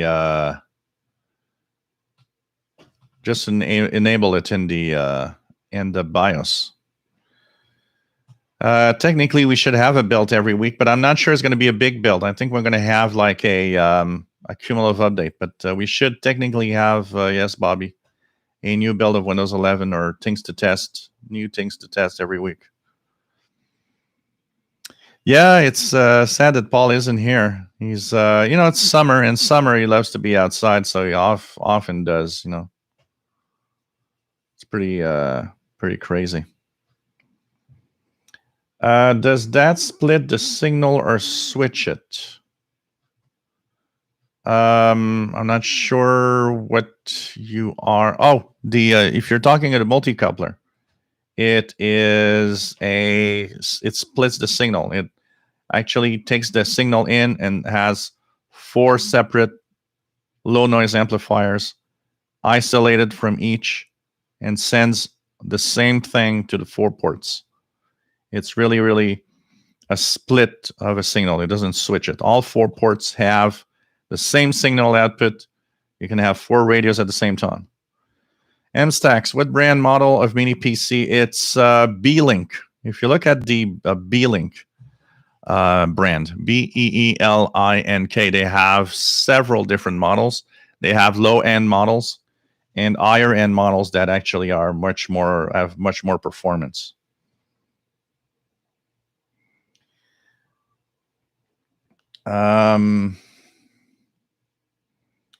David says, great setup. I'd use that projector for SDR DXing on the wall. Yeah, it actually, I can project up to 100-inch wide. So it's because I don't have enough wall space here. It would need to have, because I have a screen, and I actually, am thinking sometimes, wow, I should even, what I was thinking, instead of having the 32-inch Sony, dismantling part of that area there and have the projector, like here on the ceiling, project to that wall with the screen, and that would be my screen for my PC. That could also be something that works. I don't know. We're gonna see, but that projector works well, and it's either that, or I was thinking maybe I could put the projector in the because a projector, one of the things that is not as fun with that it's not like a TV, is that you have to have relatively low lighting in the room.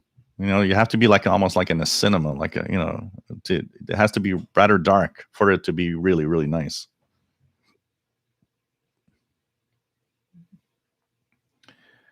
Shrek65, what do you think of the GEP990A World Monitor? Do you like vintage radios, or do you prefer the bells and whistles of modern SDR and DSP radios?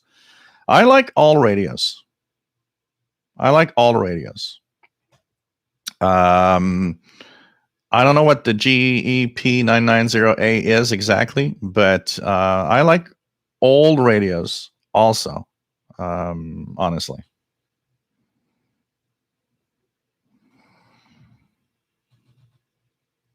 So yeah, Windows 11 is running on that higher end mini PC here. It actually has minimum requirement with TPM2 and everything for Windows 11. And it was 600, I think I paid 609 Canadian dollars, which would be like 500 some US dollars for that mini PC. James Johnson, nice to have you on board from Florida, WA4493SWL. And new license, K04RNA. Welcome to the, congratulations to the to being an amateur radio operator, my friend.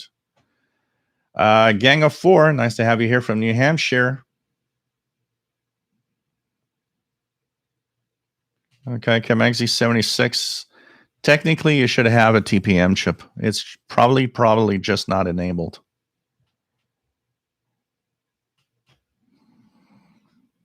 What else do we have?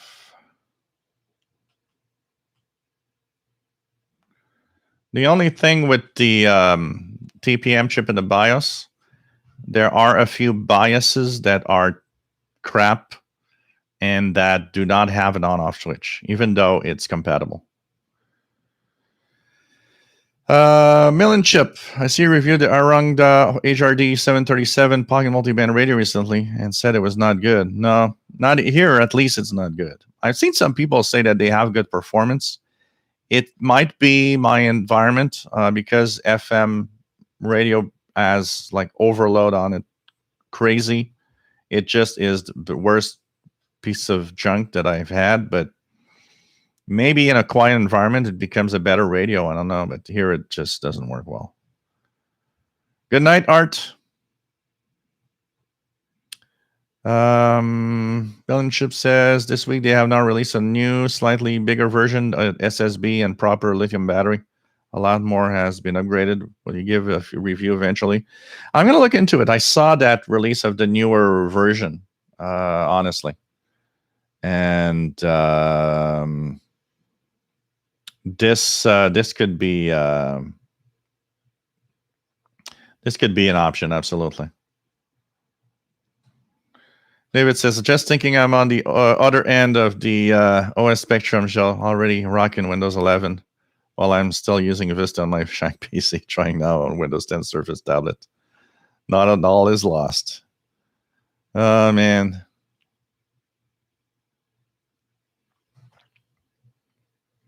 Yeah, David. One of the things I was thinking with the because did you see the Halloween show that I did last year? I actually used it to project Halloween background style environment while I was doing the live show. And sometimes I'm thinking maybe I could position it in a way that it would be part of my, because it's pretty bright. It could be part of the lighting system, but a lighting system that would project radio related stuff in the background on the wall. I don't know. Canadian radio TV guy. I love Windows 11. I find it nice because I like new interface. I like the new feel and look. But all in all, it's still Windows 10 underneath. It's really mostly a cosmetic change right now. Robert Schaffer, W5IUA. Nice to have you on board. Do you know number of bits in the ICOM 7300 receiver DSP? Good question. I don't know I don't know on that transceiver. What's the bits of that DSP? Maybe somebody could answer that. Frank Tillman, nice to have you here. MaxG76, I'll take a look in the BIOS and see if I can turn it on. Shouldn't hurt anything. I see you can buy a TPM module. Yeah, but modern PCs, almost all the modern PCs now, you don't need it's integrated within the BIOS. It's integrated, within the CPU that you have. So it's on an AMD chip, the Ryzen chips. It's called FTPM. In Intel, it's PTT, but it's the same thing. So yeah,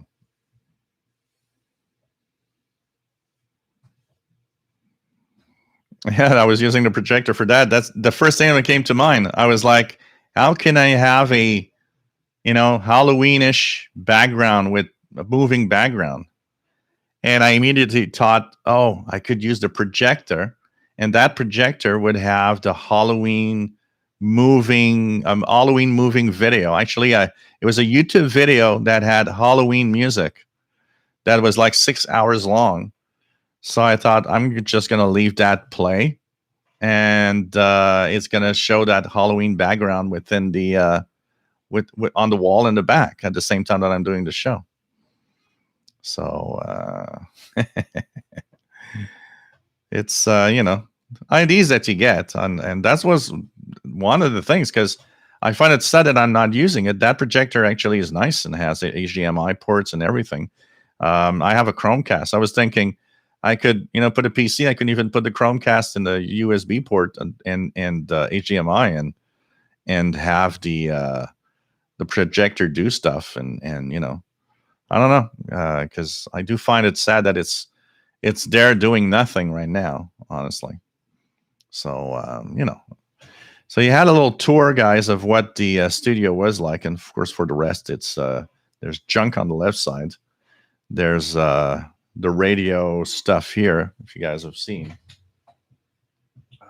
There we go. So this is there's a lot of radios and stuff in here. That's the printer here. That's the printer. Dad also, I'm trying to modify that and see what I'm going to do on that side. We're going to see. I have tomorrow to actually move a lot of stuff off of the room, so it's maybe the time this week to continue working on improving on that side, which is the retro gaming side, and see what I'm going to do with all this stuff. So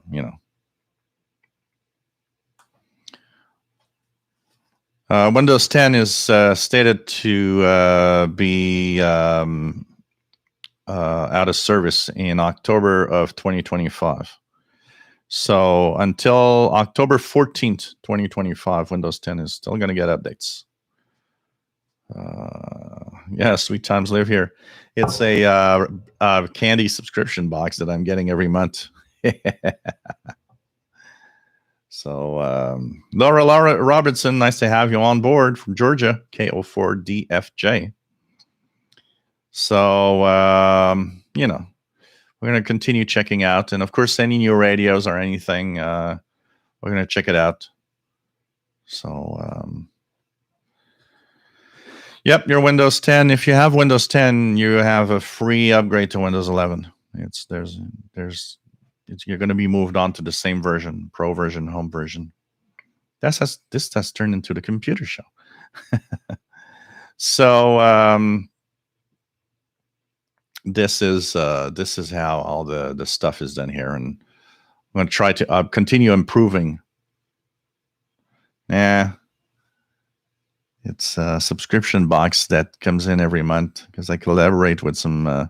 Actually, I have collaborations with some tech stuff online, and most of the stuff like that is like you're not paid for it. So what happens is that if they have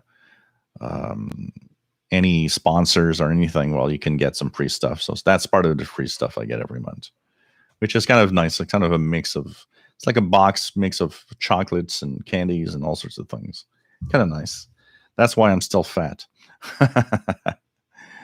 Vicky Pelletier, salutations. J'espère que tu vas bien. Nice to have you here.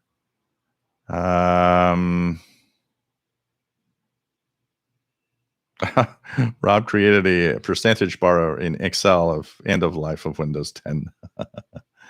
Oh, man. So,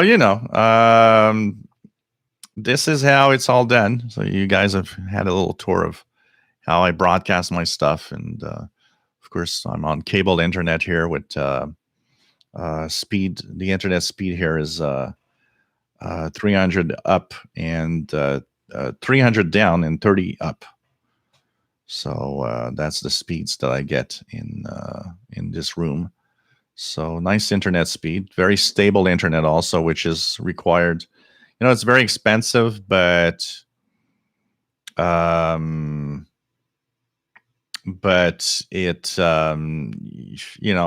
don't want to move on to any other company because I'm afraid I'm going to move to another company, and when I do live shows, it's going to stutter, and it's going to have all sorts of freeze ups, and I don't want that. It's actually really, really working.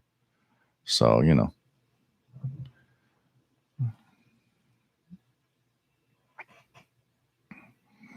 So what else do we have? Oh, is the MFJ clock with temp working for you? I don't have any MFJ stuff here, but I don't know. Maybe somebody can answer that.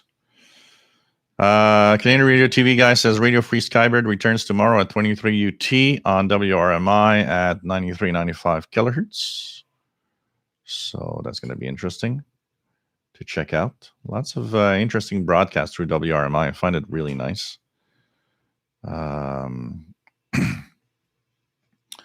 What I use as a clock, what I have as a clock, and I have, you guys have seen it. It's there, and I need to find a spot. That big clock here. So that's the clock right here.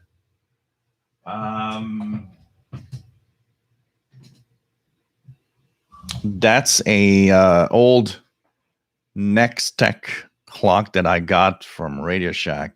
Well, actually, I think it was called the Source by Circuit City when I purchased it. I need to find a spot here to put it, like maybe here, up here, somewhere where it's going to be visible. I know some of you like to have that clock. This is not an atomic clock, by the way. You have to readjust it regularly. So, but a lot of people use the UTC clocks, MFJ clocks, stuff like that. A lot of stuff. That also could be something to check out. So many hobbies. We're not broadcasting on any frequencies.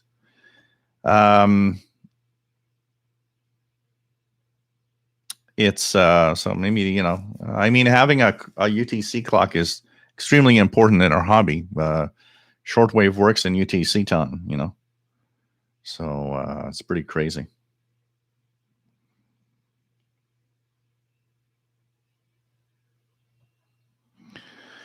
So yeah, that clock has been here for a long time. Been using this clock for quite a while now, and it's pretty. It's still pretty cool. I need to find a spot and put it back here for sure. So, guys, I'm going to start saying goodbye after 2 hours and 55. We're going to come back next week with live shows, 2 live shows once again. I'm going to go make myself some fettuccine Alfredo pasta tonight. And continue listening. I'm going to go, it's not raining, so I think I'm going to go outdoors with a radio and play around with radio. And of course, I'll be posting any interesting finds and pictures in the Facebook group. So why not listen to, why not join the Facebook group and listen to the radio tonight and share with us, continue the party in the background. And we're going to have some really, really cool radio relax evening, I think, here, especially with the week ahead, which is kind of a little crazy here. So I want to thank everybody for being great fans. Hope you enjoyed the tour of the behind the scenes at official SWL channel. And of course, hope you enjoy the show as usual, and more radio stuff coming up. And of course, we are here every Wednesday at 0 UTC. That's 8 p.m. Eastern, 0 UTC Thursday, and Saturday at 4 p.m. Eastern, 20 hours Universal Time. Have a great 4th of July to all our U.S. friends out there. Hope that you have some great times, and please stay safe. And we are going to be back next week with all of this. The studio's a little messy, but you guys have kind of a little drift of how I'm now all set up. Take care, everyone. Love you all, and hope that you enjoy the show as usual. And let's finish this with our national anthem here on the channel, the famous Moscow Nights. Sorry, guys, I know you miss out on Paul the Cat. I'll try to grab him one day and have him here in the studio, so you guys can actually see him live. So Moscow Nights here. Take care, everyone. Stay safe. Love you all. And it's always a pleasure and an honor to have all of you here.